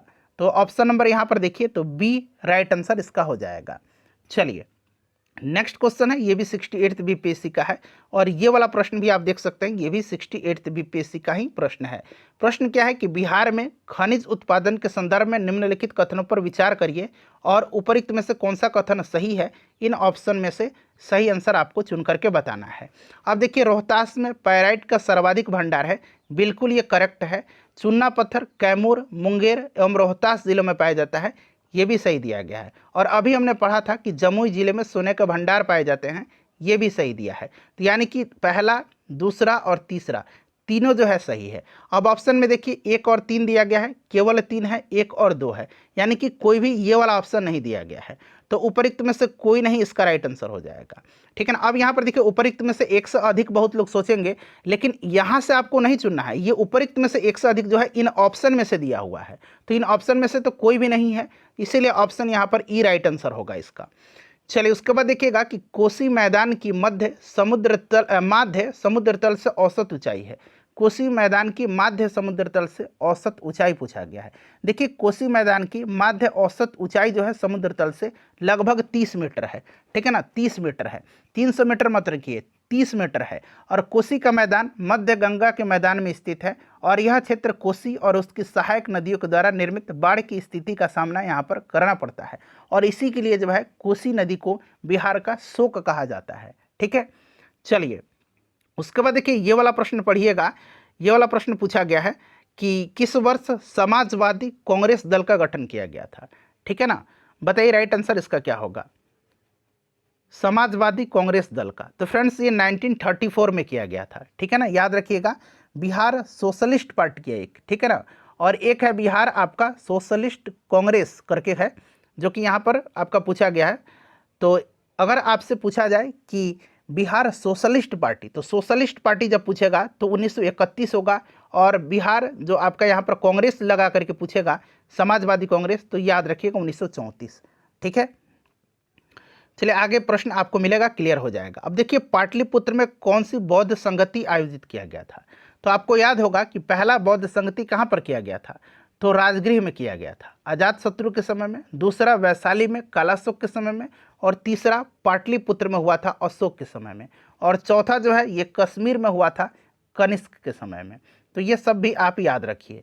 चलिए, ये बीपीएससी हेडमास्टर का एग्जाम जो हुआ था इसी वर्ष 2024 में, उसमें पूछा गया है। चलिए, उसके बाद देखिए 1946 में गठित अंतरिम सरकार में जगजीवन राम को कौन सा विभाग सौंपा गया था। अच्छा, बाबू जगजीवन राम और डॉक्टर राजेंद्र प्रसाद, इन दोनों से संबंधित प्रश्न बनता है कि इनको कौन सा विभाग सौंपा गया था अंतरिम सरकार में। तो जगजीवन राम को दिया गया था कौन सा, तो फ्रेंड्स ये श्रम विभाग दिया गया था, और राजेंद्र प्रसाद को दिया गया था खाद्य एवं कृषि। ठीक है ना। चलिए देखिए अगला प्रश्न है कि बिहार के निम्न जिलों में से जनगणना 2011 के अनुसार सबसे कम लिंगानुपात रखने वाला जिला कौन सा है। अब देखिए सबसे कम लिंगानुपात ये आपसे पूछा गया। अच्छा यहाँ पर बात कर लेते हैं थोड़ा सा बिहार के लिंगानुपात के बारे में। तो देखिए बिहार का लिंगानुपात कितना है, तो फ्रेंड्स याद रखिएगा बिहार का लिंगानुपात पूछेगा तो 918 आप याद रखिएगा। बिहार का लिंगानुपात कितना है, तो फ्रेंड्स 918 है 2011 के जनगणना के अनुसार। ठीक है। अच्छा शिशु लिंगानुपात पूछेगा तो शिशु लिंगानुपात याद रखिएगा 935 है। ठीक है, ये भी आप ध्यान रखिएगा। ठीक है। अच्छा यहाँ पर अब जिला पूछा गया है तो सबसे कम लिंगानुपात पूछा गया है। तो देखिए सबसे कम लिंगानुपात वाला जिला जो है ये कौन सा है, तो सबसे कम लिंगानुपात वाला जिला जो है फ्रेंड्स ये आपका कौन सा होगा, तो ये मुंगेर होगा। न्यूनतम लिंगानुपात है मुंगेर का। और सबसे ज़्यादा लिंगानुपात जो है गोपालगंज का है। गोपालगंज का 1021 है और मुंगेर का न्यूनतम है जो कि कितना है 876 है। क्लियर। चलिए देखिए बिहार के निम्नलिखित राष्ट्रीय राजमार्गों में से कौन सा सबसे लंबा है, बताइए सबसे लंबा बिहार के राष्ट्रीय राजमार्ग पूछा गया है। देखिए और जो भी मैं आंसर आपको बताऊंगा वो फाइनल आंसर की में जो बीपीएससी ने आंसर दिया है वही मैं आपको बताऊंगा। ठीक है ना। तो आप ये भी ध्यान रखिएगा कि बीपीएससी ने फाइनली आंसर क्या दिया हुआ है। तो इसका आंसर दिया है NH 31। ठीक है ना, जो कि बिहार में राष्ट्रीय राजमार्गों का राष्ट्रीय राजमार्गों में जो नेशनल हाईवेज हैं उनमें सबसे ये लंबा है। चलिए उसके बाद देखिएगा कि बिहार की निम्न नदियों में से कौन सी एक नदी अमरकंटक से उत्पन्न होती है। अमरकंटक से कौन सी नदी उत्पन्न होती है, तो फ्रेंड्स ये नदी सोन नदी है। अच्छा सोन नदी के बारे में ये भी प्रश्न बनेगा तो ध्यान रखिएगा सोन नदी जो है अपने उद्गम स्थल से उत्तर दिशा की ओर प्रवाहित होते हुए अपने उद्गम स्थल से उत्तर दिशा की ओर प्रवाहित होते हुए ये गंगा नदी में मिल जाती हैं। ठीक है। चलिए देखिए बिहार के किस जिले में मैग्नेटाइट पाया जाता है, तो देखिए मैग्नेटाइट पाया जाता है कहाँ पर, जमुई में और गया में। ठीक है ना, मैग्नेटाइट पाया जाता है जमुई में भी पाया जाता है और यहाँ पर ऑप्शन में गया भी दिया गया, गया में भी पाया जाता है। इसलिए एक से अधिक इसका आंसर होगा ऑप्शन ई। नेक्स्ट क्वेश्चन है हमारा कि जनगणना 2011 के अनुसार बिहार में महिला साक्षरता दर क्या है, बताइए महिला साक्षरता दर आपसे पूछा जा रहा है। महिला साक्षरता दर बताइए राइट आंसर इसका क्या होगा। तो फ्रेंड्स देखिए सबसे पहले हम साक्षरता दर की बात करेंगे बिहार में, उसके बाद पुरुष साक्षरता की भी बात करेंगे और फिर हम लोग महिला साक्षरता की बात करेंगे। तो साक्षरता दर जो है बिहार में ओवरऑल 61.8% है। इसमें पुरुष साक्षरता दर कितना है, तो 71.2% है और महिला साक्षरता दर कितना है, तो 51.5% है, जो कि ऑप्शन में आपको दिख रहा है, कहीं नहीं दिख रहा है। तो इसीलिए राइट आंसर इसका क्या होगा, राइट आंसर ऑप्शन ई हो जाएगा, उपरोक्त में से कोई नहीं। चलिए उसके बाद देखिएगा कि बिहार में घाघरा नदी गंगा नदी से कहाँ पर मिलती है। तो बिहार में घाघरा नदी जो है ये गंगा से मिलती है रेवलगंज में। ठीक है ना। और देखिए फ्रेंड्स कोसी नदी पूछा जाता है कहाँ पर मिलती है, तो कोसी नदी कहाँ पर मिलती है, तो फ्रेंड्स ये मिलती है आपके कहाँ पर, कुर्सेला में। और पुनपुन नदी कहाँ पर मिलती है गंगा से, तो फतुआ में। ठीक है। चलिए नेक्स्ट क्वेश्चन है कि 1922 में चित्तरंजन दास की अध्यक्षता में भारतीय राष्ट्रीय कांग्रेस का अधिवेशन कहाँ पर हुआ था। अच्छा 1912 में बिहार में भारतीय राष्ट्रीय कांग्रेस का पहला अधिवेशन हुआ था बांकीपुर में। ठीक है, बांकीपुर पटना में, और इसकी अध्यक्षता RN माधोलकर ने किया था। और 1922 में दूसरा अधिवेशन हुआ था गया में, जिसकी अध्यक्षता चित्तरंजन दास ने किया था। देखिए बिहार से अलग प्रांत के लिए आंदोलन, जिसके परिणाम स्वरूप 1911 में बिहार एवं उड़ीसा के नए प्रांत का निर्माण हुआ, उसका नेतृत्व किसने किया था। आप देख सकते हैं ये बीपीएससी TRE 3.0 जो री एग्जाम लिया गया था 2024 में अभी रिसेंटली, उसमें ये प्रश्न पूछा गया है कि बिहार में जो है अलग प्रांत के लिए आंदोलन हुआ था, जिसके परिणाम स्वरूप बिहार जो है और उड़ीसा इनके नए प्रांत का निर्माण हुआ था, उसका नेतृत्व तो ये सच्चिदानंद सिन्हा ने किया हुआ था। ठीक है ना, ऑप्शन सी राइट आंसर हो जाएगा। चलिए देखिए बिहार सोशलिस्ट पार्टी, अब देखिए यहाँ पर बिहार सोशलिस्ट पार्टी है, इसी की स्थापना 1931 में हुआ था। जयप्रकाश नारायण, यहाँ पर ऑप्शन ए राइट आंसर हो जाएगा। ठीक है। चलिए उसके बाद देखिए कोपेन की जलवायु वर्गीकरण के अनुसार उत्तर बिहार की जलवायु किससे प्रदर्शित की जाती है, बताइए कोपेन की जलवायु वर्गीकरण के अनुसार उत्तर बिहार की, तो उत्तर बिहार की CWJ और दक्षिण बिहार पूछेगा तो AW। ठीक है ना, ये दोनों आप ध्यान रखिएगा। चलिए उसके बाद देखिएगा कि निम्नलिखित में से कौन सी नदी फतुहा के पास गंगा में मिलती है। तो अभी मैंने आपको बताया था कि फतुहा के पास कौन सी नदी मिलती है गंगा में, तो ये पुनपुन नदी मिलती है। ठीक है, याद रखिएगा घाघरा जो है रेवलगंज में और कोसी जो है ये कुर्सेला में मिलती है। ठीक है, चलिए उसके बाद नेक्स्ट क्वेश्चन है हमारा कि भारत सरकार अधिनियम 1935 के तहत बिहार विधान परिषद के प्रथम निर्वाचित सभापति कौन थे। यहाँ पर देखिए निर्वाचित शब्द लगा हुआ है, तो ये आपके राजीव रंजन सिन्हा थे। ठीक है ना, याद रखिएगा राजीव रंजन सिन्हा। नेक्स्ट क्वेश्चन है हमारा और आयोग ने भी यही आंसर दिया हुआ है। देखिए बिहार दिवस मनाया जाता है, तो पहले आप सभी ऑप्शन को देख लीजिए, आपको दिख रहा है चारों ऑप्शन। बिहार दिवस मनाया जाता है, तो बिहार दिवस जो है ये 22 मार्च को मनाया जाता है, याद रखिएगा। और 22 मार्च को बंगाल प्रेसिडेंसी से अलग होने के उपलक्ष्य में मनाया जाता है, यानी कि यहाँ पर ऑप्शन ए राइट आंसर हो जाएगा। ठीक है, चलिए उसके बाद देखिएगा कि Bihar socialist party, Bihar Congress socialist party है ये। ठीक है ना, इसी की स्थापना मैं आपको बता रहा था कि 1934 में हुई थी। ठीक है, याद रखिएगा इसको, क्लियर। चलिए उसके बाद देखिए बिहार का उग्र कृषक नेता कौन था। बिहार का उग्र कृषक नेता इसमें से पूछा गया है कि कौन था। अब देखिए बीपीएससी ने जो इसका आंसर दिया हुआ है फाइनल आंसर की में, वो मैं आपको बता देता हूँ। इसका आंसर दिया है स्वामी सहजानंद सरस्वती। अच्छा, स्वामी सहजानंद सरस्वती के बारे में जान लीजिए। इन्होंने जो है वर्ष 1929 में बिहार प्रांतीय किसान सभा का गठन किया था और इसके अध्यक्ष ये बनाए गए थे और इसके सचिव बनाए गए थे बिहार प्रांतीय किसान सभा का श्री कृष्ण सिंह। तो ये भी आप ध्यान रखिएगा। चलिए उसके बाद नेक्स्ट क्वेश्चन है कि निम्न में से कुल कितने लोग जो है 26 जनवरी 1950 से 2024 के प्रारंभ तक बिहार के मुख्यमंत्री रहे हैं। तो इसका आंसर बीपीएससी ने दिया हुआ है कितना, तो केवल 23 लोग। ठीक है ना, कितना दिया हुआ है, केवल 23 लोग दिया हुआ है। ठीक है फ्रेंड्स, इसको आप ध्यान रख लीजिएगा, क्लियर ना। चलिए उसके बाद हम लोग नेक्स्ट क्वेश्चन कर लेंगे।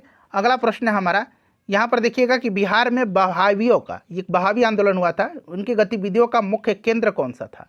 तो बिहार में बहावियों की गतिविधियों का मुख्य केंद्र जो रहा था ये पटना शहर रहा था। कौन रहा था, तो ये पटना रहा था। चलिए उसके बाद अगला प्रश्न देखिए क्या पूछा गया है कि निम्न में से बिहार में सबसे पुरानी नदी घाटी परियोजना कौन सी है। फ्रेंड्स देखिए मैं आपको बता दूं कि बीपीएससी के लिए 70 बीपीएससी के लिए जो घटना चक्र का नया वाला बुक आया हुआ है, सारे सब्जेक्ट मैंने आपको करा दिए हैं, सबका मैंने प्लेलिस्ट बना दिया है, लिंक डिस्क्रिप्शन बॉक्स में मिल जाएगा, आप देख लीजिए। तो देखिए इसका आंसर जो है बीपीएससी ने दामोदर नदी घाटी परियोजना दिया हुआ है। ठीक है ना, अपने फाइनल आंसर की में ये थोड़ा सा विवादित प्रश्न रहा था, इस पर जो है ऑब्जेक्शन की मांग भी रहा था, लेकिन ये इसका आंसर फाइनली दामोदर नदी घाटी परियोजना दिया हुआ है बीपीएससी ने। तो इसको आप ध्यान रख लीजिएगा आप। ठीक है ना, चलिए अब सोन नदी घाटी नहीं दिया हुआ है, इसका आंसर दामोदर नदी घाटी दिया हुआ है। चलिए उसके बाद देखिए मगध की राजधानी राजगीर का प्राकृत नाम पूछा गया है। तो राजगीर या राजगृह मैंने आपको पढ़ा रहा था पहले भी कि राजगीर या राजगृह यह मगध की प्रारंभिक राजधानी थी। तो यहाँ पर देखिए राजगृह दिया हुआ है। ठीक है ना, चलो उसके बाद पूछा गया कि कांवर झील जो है ये बिहार के किस जिला में है। ऑप्शन आपको दिख रहे होंगे, ऑप्शन डी उपरोक्त में से एक से अधिक है। ठीक है ना, तो कांवर झील जो है ये बेगूसराय में है, आपको भी पता है। तो बेगूसराय तो ऑप्शन में नहीं है, यहाँ एक ऑप्शन छूट गया है, ऑप्शन ही उपरोक्त में से कोई नहीं। तो कोई नहीं राइट आंसर होगा क्योंकि बेगूसराय ऑप्शन में कहीं भी आपको नहीं दिख रहा है। ठीक है ना, तो कांवर झील ये आपको बेगूसराय में है और बिहार का पहला रामसर स्थल है, याद रखिएगा। चलिए देखिए बिहार में औसत वार्षिक वर्षा कितनी होती है। बिहार में औसत वार्षिक वर्षा, तो फ्रेंड्स ये 100 सेंटीमीटर से 200 सेंटीमीटर तक। ठीक है, यही आंसर आयोग ने दिया हुआ है। उसके बाद देखिए भीम बांध वन्यजीव अभ्यारण्य कहाँ पर है। तो भीम बांध वन्यजीव अभ्यारण्य जो है फ्रेंड्स ये मुंगेर में है। ठीक है, चलिए उसके बाद नेक्स्ट क्वेश्चन है कि बिहार का प्रमुख गन्ना उत्पादक जिला कौन है। अब देखिए बिहार में सबसे ज़्यादा गन्ना का उत्पादन करने वाला जिला, ये लगातार 3 एग्जाम में बीपीएससी पूछ रहा है। तो याद रखिएगा ये पश्चिम चंपारण जो है ना, पश्चिम चंपारण गन्ना का उत्पादन सबसे ज़्यादा करने वाला जिला है।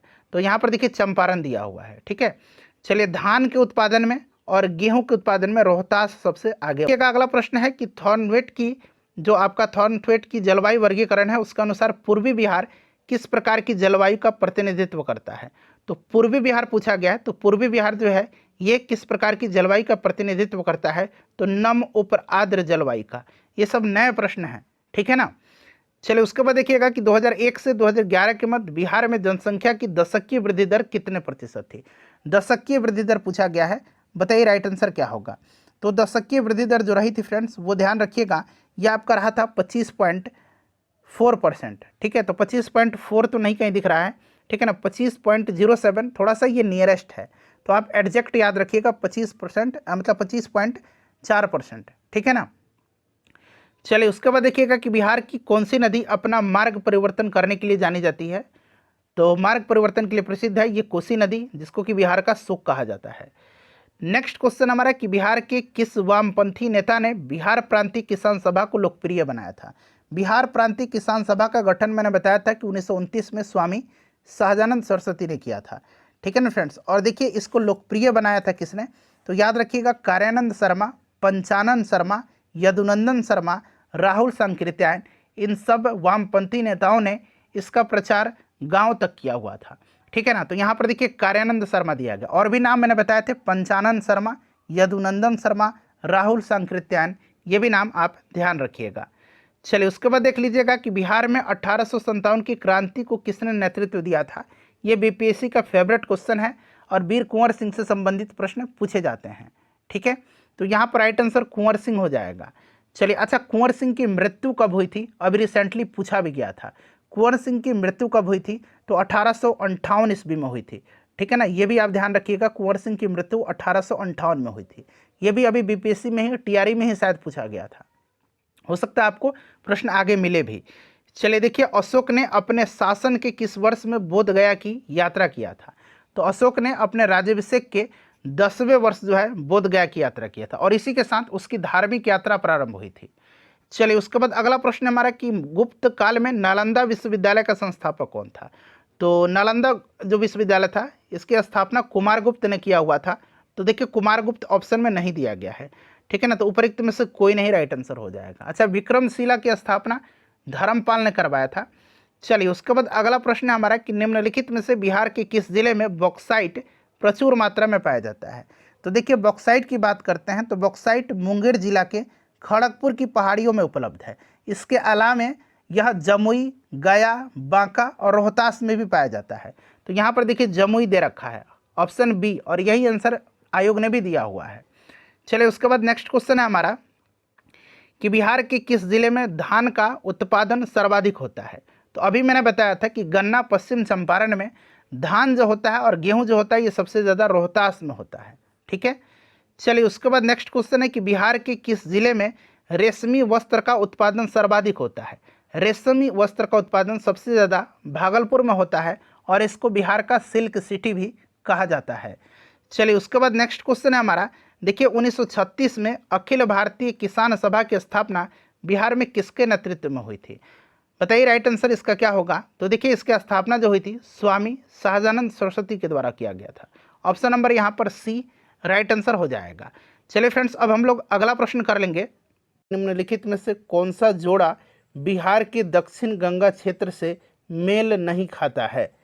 अब यहाँ पर देखिएगा फ्रेंड्स, इसका राइट आंसर जो होगा वो आपका ऑप्शन नंबर सी हो जाएगा, पटना वैशाली। पटना वैशाली जो है ये बिहार के दक्षिण गंगा क्षेत्र से मेल नहीं खाता है। ठीक है, बिहार के गंगा का मैदान उत्तर में नेपाल से लेकर के दक्षिण में छोटा नागपुर पठार तक फैला हुआ है, और यह बिहार के कुल भौगोलिक क्षेत्र का लगभग आधा हिस्सा है। पटना, मुंगेर, गया, अरवल जिले बिहार के दक्षिण गंगा क्षेत्र के अंतर्गत आते हैं। पटना, मुंगेर, गया, अरवल ये बिहार के दक्षिण गंगा क्षेत्र के अंतर्गत आते हैं, जबकि वैशाली जो है उत्तरी गंगा क्षेत्र में है। तो इसीलिए ऑप्शन नंबर यहाँ पर सी राइट आंसर हो जाएगा।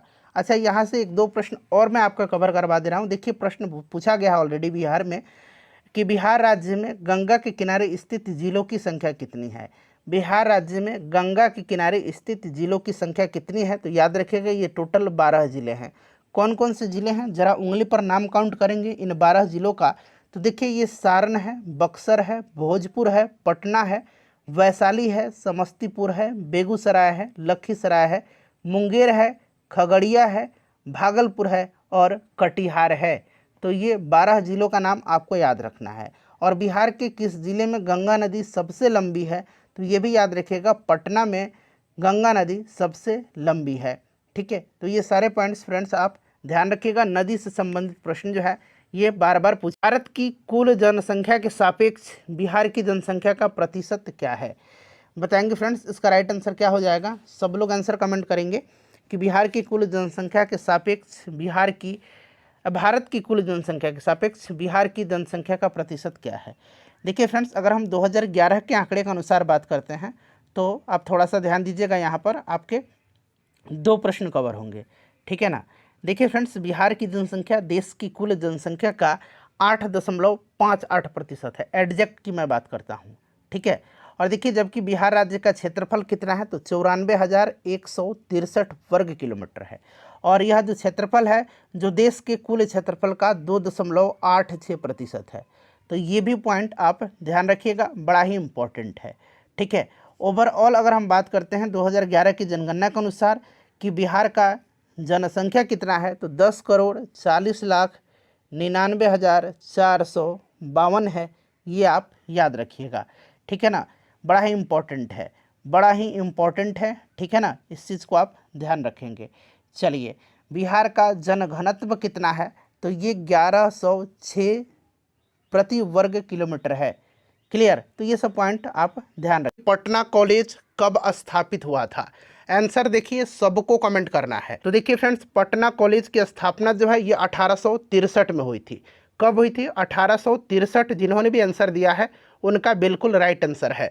अच्छा, पटना वुमेंस कॉलेज की स्थापना कब हुई थी? ये भी प्रश्न पूछा जा चुका है और मैंने आपको बताया भी है, तो आगे आपको मिलेगा, उसको भी हम लोग सॉल्व करेंगे, ठीक है ना। पटना कॉलेज स्थापित हुआ था 1863 में, इस चीज़ को आप याद रखिएगा। चलिए फ्रेंड्स, नेक्स्ट क्वेश्चन है हमारा कि किस वर्ष बाबू कुंवर सिंह का देहांत हुआ था? चलिए बताइए, इसका राइट आंसर क्या हो जाएगा? किस वर्ष बाबू कुंवर सिंह का देहांत हुआ था?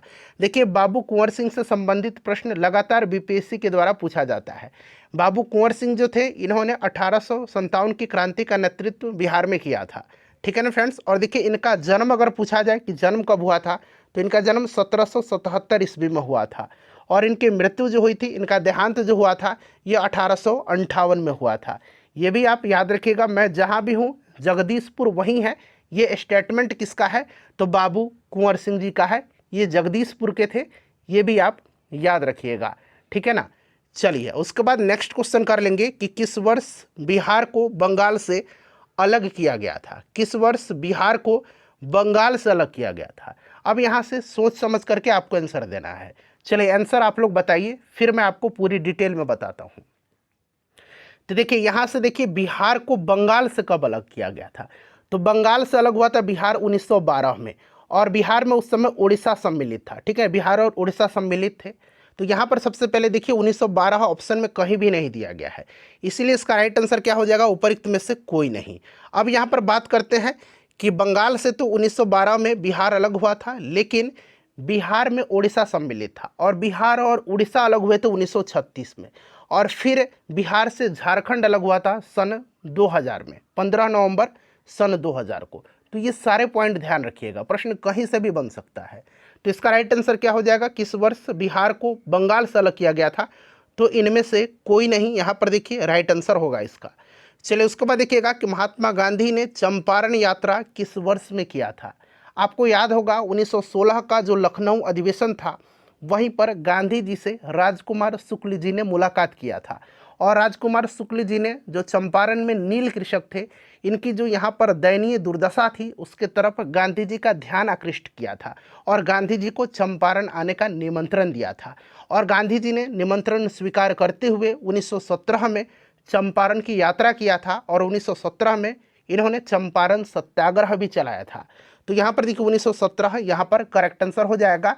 चंपारण सत्याग्रह से फ्रीक्वेंटली प्रश्न बनते हैं, आगे आपको प्रश्न निश्चित रूप से मिलेगा। चलिए फ्रेंड्स, उसके बाद देखिएगा कि मुजफ्फरपुर बम कांड में किसको फांसी दी गई थी? अब देखिए, यहाँ पर 3 ऑप्शन तो आपको दिख ही रहे हैं, चौथा आपको पता है उपरोक्त में से एक से अधिक, और 5वां ऑप्शन ई भी आपको पता है उपरोक्त में से कोई नहीं। बताइए कि मुजफ्फरपुर बम कांड में किसको फांसी की सज़ा दी गई थी? अच्छा, ये जो मुजफ्फरपुर बम कांड था, ये कांड हुआ था 1908 में, ठीक है ना।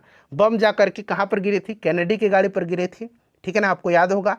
और इसमें संदिग्ध जो व्यक्ति रहे थे, ये कौन थे? प्रफुल्ल चाकी थे और खुदीराम बोस थे, ठीक है। और पूछा गया इनमें से फांसी किसको दी गई थी? तो दरअसल देखिए, प्रफुल्ल चाकी ने जो है आत्महत्या कर लिया था, और खुदीराम बोस को इसमें फांसी दिया गया था।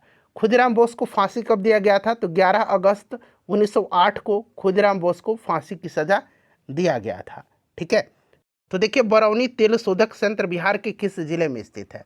तो देखिए, सबसे पहले यहाँ पर बात बिहार के उद्योग की हुई है, तो इसके बारे में थोड़ा बहुत जान लीजिए। देखिए, बिहार का सबसे पुराना उद्योग जो है, यह चीनी उद्योग है। और देखिए स्वतंत्रता प्राप्ति के पूर्व बिहार को देश का चीनी का कटोरा कहा जाता था। बिहार में सफल प्रथम चीनी मिल की स्थापना सारण मढ़ौरा में किया गया था। ये आपको याद रखना है। कहाँ पर किया गया था बिहार में सफल प्रथम चीनी मिल की स्थापना? तो मढ़ौरा सारण में किया गया था। कहाँ पर किया गया था? मढ़ौरा सारण में किया गया था। ठीक है। अच्छा अब ध्यान दीजिए 1974 में बिहार राज्य चीनी निगम की स्थापना की गई थी। बिहार राज्य चीनी निगम की स्थापना कब की गई थी? तो 1974 में किया गया था। बिहार के दरभंगा जिले में मखाना शोध संस्थान है। मखाना शोध संस्थान बिहार के किस जिला में है? तो दरभंगा में है। बिहार में दूध उत्पादन को बढ़ावा देने के लिए 1983 में Bihar state milk cooperative federation limited यानी कि कॉम्फेड की स्थापना किया गया था। कब? 1983 में कॉम्फेड की स्थापना हुआ था। बिहार के किस जिला में मखाना शोध संस्थान है? दरभंगा में। बिहार राज्य चीनी निगम की स्थापना कब हुई थी? 1974 में। बिहार में सफल प्रथम चीनी मिल की स्थापना कहाँ पर हुआ था? सारण मढ़ौरा में हुआ था। इतने सारे पॉइंट्स आपको ध्यान रखना है। अब आते हैं प्रश्न पर कि बरौनी तेल शोधक संयंत्र बिहार के किस जिला में स्थित है? तो देखिए बरौनी तेल शोधक संयंत्र की स्थापना 1964 में 1964 में सोवियत संघ यानी कि रूस के सहयोग से बेगूसराय में हुआ था। तो यहाँ पर देखिए बेगूसराय करेक्ट आंसर इसका हो जाएगा। ठीक है ना। चलिए उसके बाद देखिएगा अगला प्रश्न है कि किस आंदोलन के दौरान बिहार विद्यापीठ की स्थापना की गई थी? बिहार विद्यापीठ की स्थापना जो है किस आंदोलन के दौरान हुआ था? तो देखिए बिहार विद्यापीठ का उद्घाटन जो है आपको डेट सहित याद रखना है। 6 फरवरी 1921 को बिहार विद्यापीठ का उद्घाटन 6 फरवरी 1921 को महात्मा गांधी जी के द्वारा किया गया था। और ये जो बिहार विद्यापीठ है इसके प्रथम कुलपति मौलाना मजहरुल हक को बनाया गया था। तो देखिए किस आंदोलन के दौरान बिहार विद्यापीठ की स्थापना की गई थी? तो ये असहयोग आंदोलन के दौरान। ठीक है ना फ्रेंड्स। इसका उद्घाटन किसने किया था? तो 6 फरवरी 1921 को महात्मा गांधी जी ने किया था। चलिए उसके बाद नेक्स्ट क्वेश्चन है कि पटना महिला महाविद्यालय कब स्थापित हुआ? आ गया ना पटना वुमेन्स कॉलेज। तो इसकी स्थापना कब हुई थी फ्रेंड्स? बताइए। 1940 में हुआ था। और अभी हमने प्रश्न पूछा था कि पटना कॉलेज शायद था, इसकी स्थापना कब हुआ था? पहला ही प्रश्न था, 1863 में हुआ था। चलिए देखिए किस आंदोलन के प्रभाव में आकर के, ध्यान से प्रश्न को पढ़िए, किस आंदोलन के प्रभाव में आकर के बिहार के लोगों ने चौकीदारी कर देने से इनकार कर दिया था? चौकीदारी कर देने से, बताइए राइट आंसर इसका क्या होगा? तो देखिए ध्यान से सुनिए, अनुराग सिंह ने सविनय अवज्ञा आंदोलन के दौरान बिहार में चौकीदारी कर देने से इनकार कर दिया था।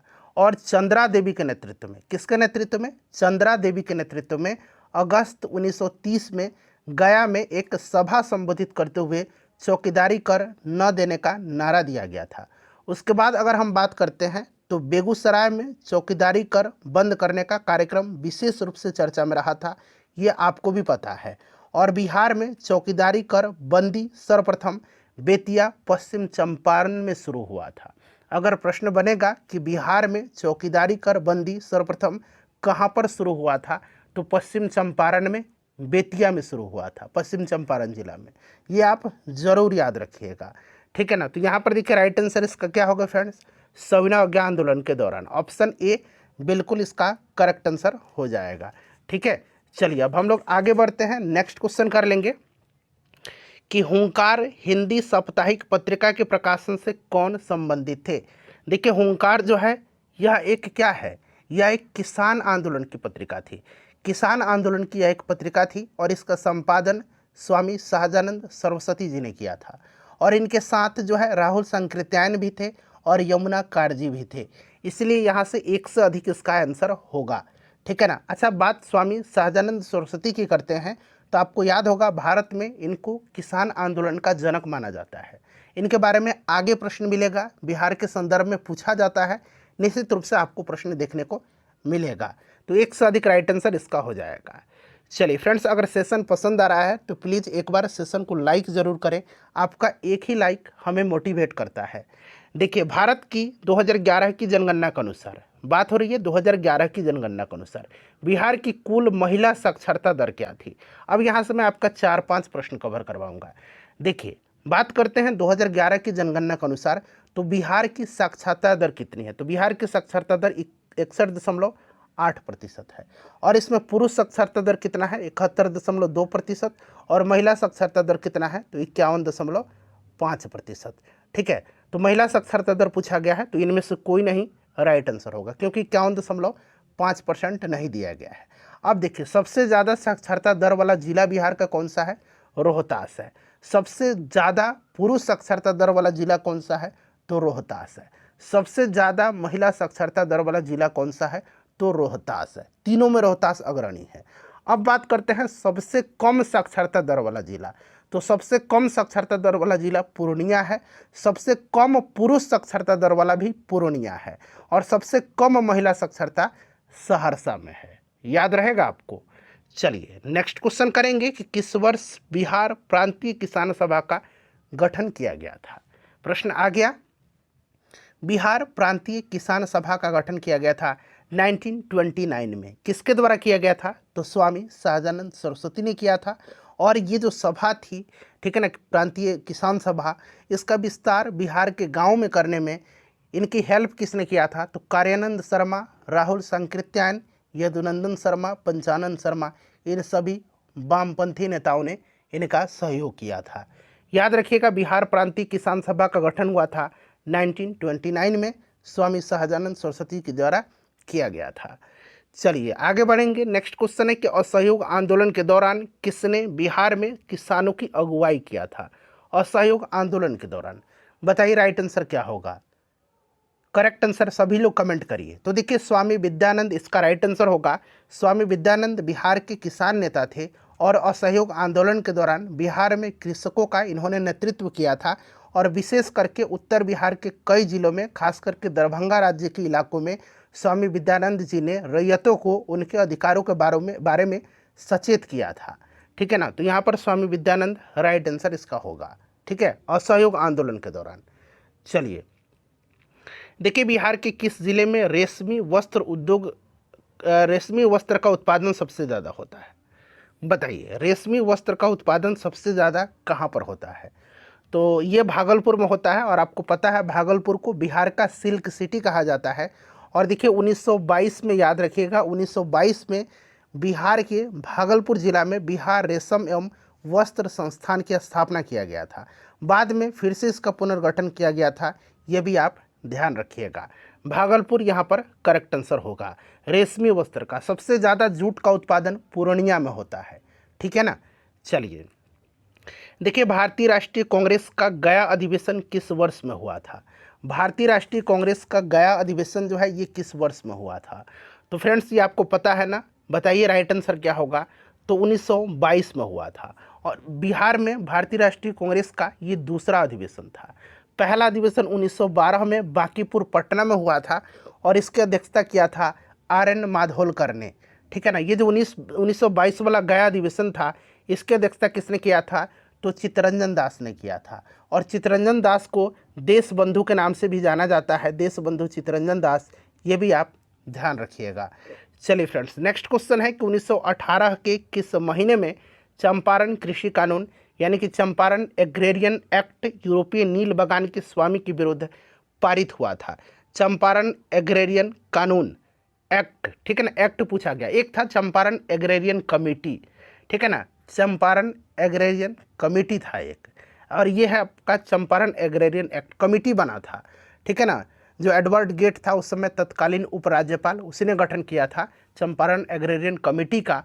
और उसमें गांधी जी भी सदस्य थे चंपारण एग्रेरियन कमेटी में।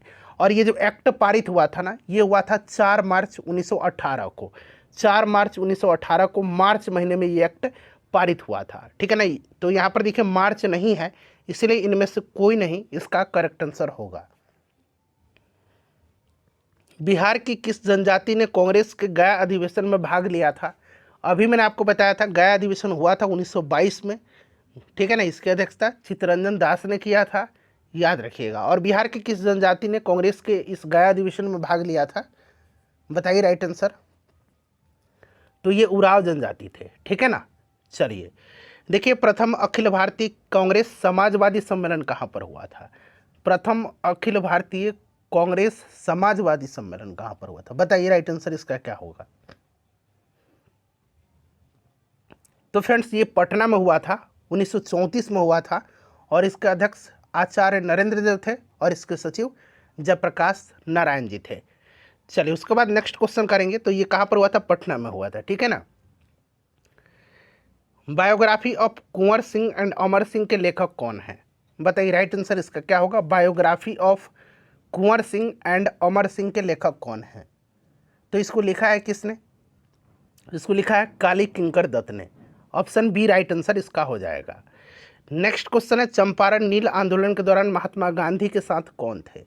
चंपारण नील आंदोलन 1917 की बात है ये, ठीक है ना।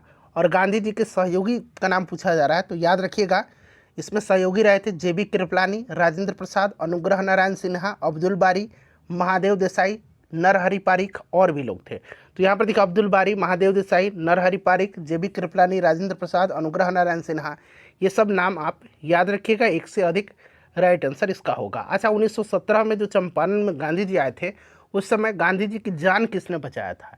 तो ये बतक मियाँ थे, उन्होंने ही जान बचाया था, ये भी आप ध्यान रखिएगा। देखिए किस तिथि को अगस्त क्रांति, अब बात होती है अगस्त क्रांति, तो अगस्त क्रांति को भारत छोड़ो आंदोलन जो है ना, इसको अगस्त क्रांति के नाम से भी जाना जाता है। तो 1942 में हुआ था, आपको पता है। इसके दौरान निम्नलिखितों ने, लॉर्ड निम्नलिखितों उस समय जो था वायसराय था, पटना एवं इसके आसपास की भीड़ पर गोली चलाने का आदेश दिया था। बताइए किस तिथि को, डेट पूछा गया है। तो ये काला दिन था, ये दिन था कब? तो 11 अगस्त की घटना है, 11 अगस्त 1942 की। 11 अगस्त पटना सचिवालय गोलीकांड आपको याद होगा, ठीक है ना। तो इनमें से कोई नहीं राइट आंसर होगा।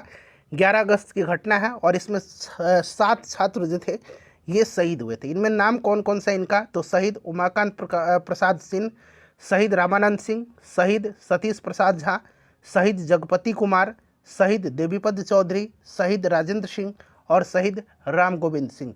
ये 7 छात्र शहीद हुए थे, ठीक है ना। और 11 अगस्त के सचिवालय गोलीकांड था, याद रखिएगा।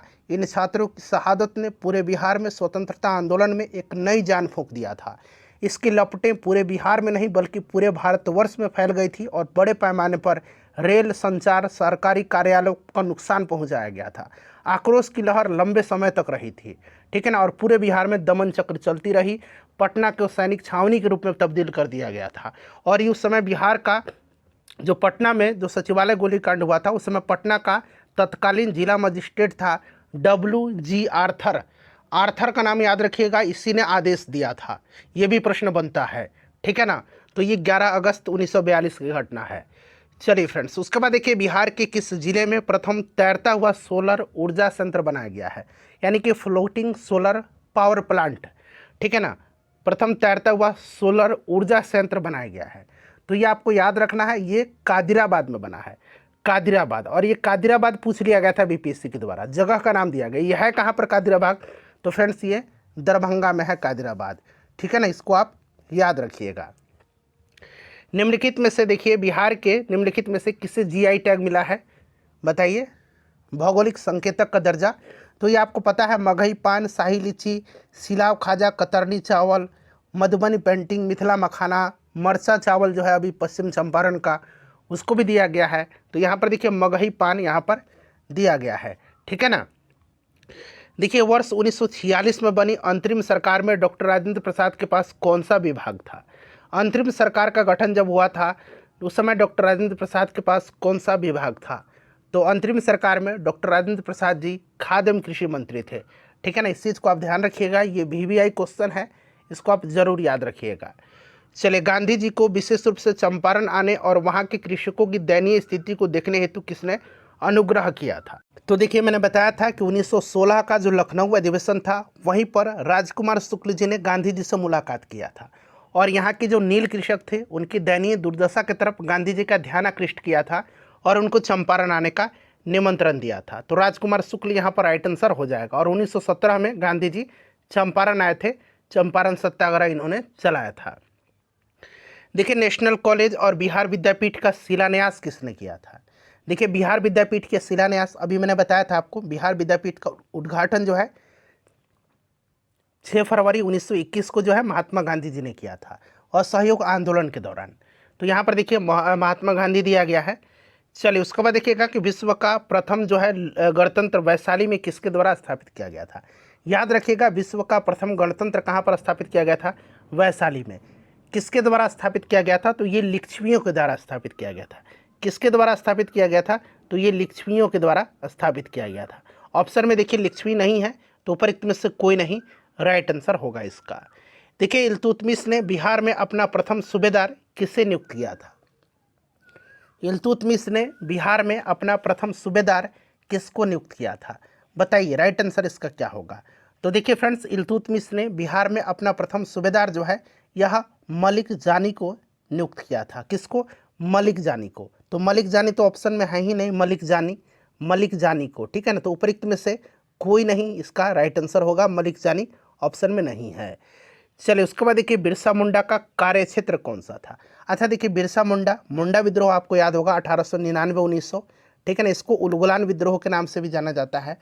बिरसा मुंडा के गुरु का नाम आनंद पांडे था। और देखिए बिरसा मुंडा का कार्य क्षेत्र जो था ये झारखंड था। तो यहाँ पर देखिए रांची दिया गया है, ठीक है ना। ये बीपीएससी के द्वारा ऑलरेडी कई बार ये प्रश्न पूछा जा चुका है और इसका आंसर रांची ही बीपीएससी ने दिया है। देखिए 1857 की क्रांति के बिहार के नेता कौन थे, बताइएगा। बिहार के नेता पूछा गया है। तो 1857 की क्रांति का नेतृत्व बिहार में बाबू कुंवर सिंह ने किया था। ऑप्शन में उनका नाम नहीं है, उपरोक्त में से कोई नहीं राइट आंसर होगा, ठीक है ना। अच्छा पटना में स्पेशली पूछा जाए कि पटना में, तो पीर अली खां के नेतृत्व में पटना में 1857 की क्रांति की शुरुआत हुई थी, ठीक है। चलिए देखिए उसके बाद देखिए मगध की प्रथम राजधानी कौन सी थी। मगध की प्रथम राजधानी कौन सी थी, बताइए इसका करेक्ट आंसर क्या होगा। मगध की प्रथम राजधानी, अच्छा 16 महाजनपद हैं, 16 महाजनपदों में सबसे शक्तिशाली मगध महाजनपद था, ठीक है ना। और देखिए मगध महाजनपद की जो प्रारंभिक राजधानी थी, प्रथम राजधानी थी, ये गिरिब्रज या राजगृह थी। क्लियर। चलिए उसके बाद नेक्स्ट क्वेश्चन है कि उस स्रोत का नाम बताइए जिसमें पाटलिपुत्र के प्रशासन का वर्णन उपलब्ध है। उस स्रोत का नाम बताइए जिसमें पाटलिपुत्र के प्रशासन का वर्णन उपलब्ध है।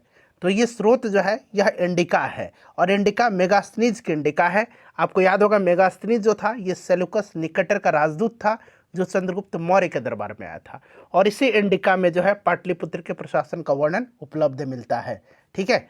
चलिए उसके बाद देखिएगा कि भोजपुरी की पहली फिल्म कौन सी थी।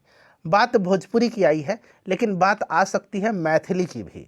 पहले भोजपुरी की बात कर लेते हैं। भोजपुरी की पहली फिल्म जो है ये है गंगा मैया तो है पियरी चढ़ैबो, ठीक है ना फ्रेंड्स।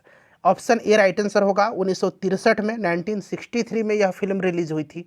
और पहली अगर मैथिली फिल्म पूछेगा तो ये कन्यादान है, और यह फिल्म रिलीज हुई थी 1965।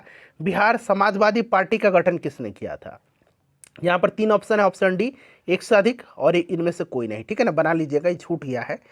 तो बिहार समाजवादी पार्टी का गठन किसने किया था, तो आपको याद है ना, फूलन प्रसाद वर्मा और जयप्रकाश नारायण ने 1931 में।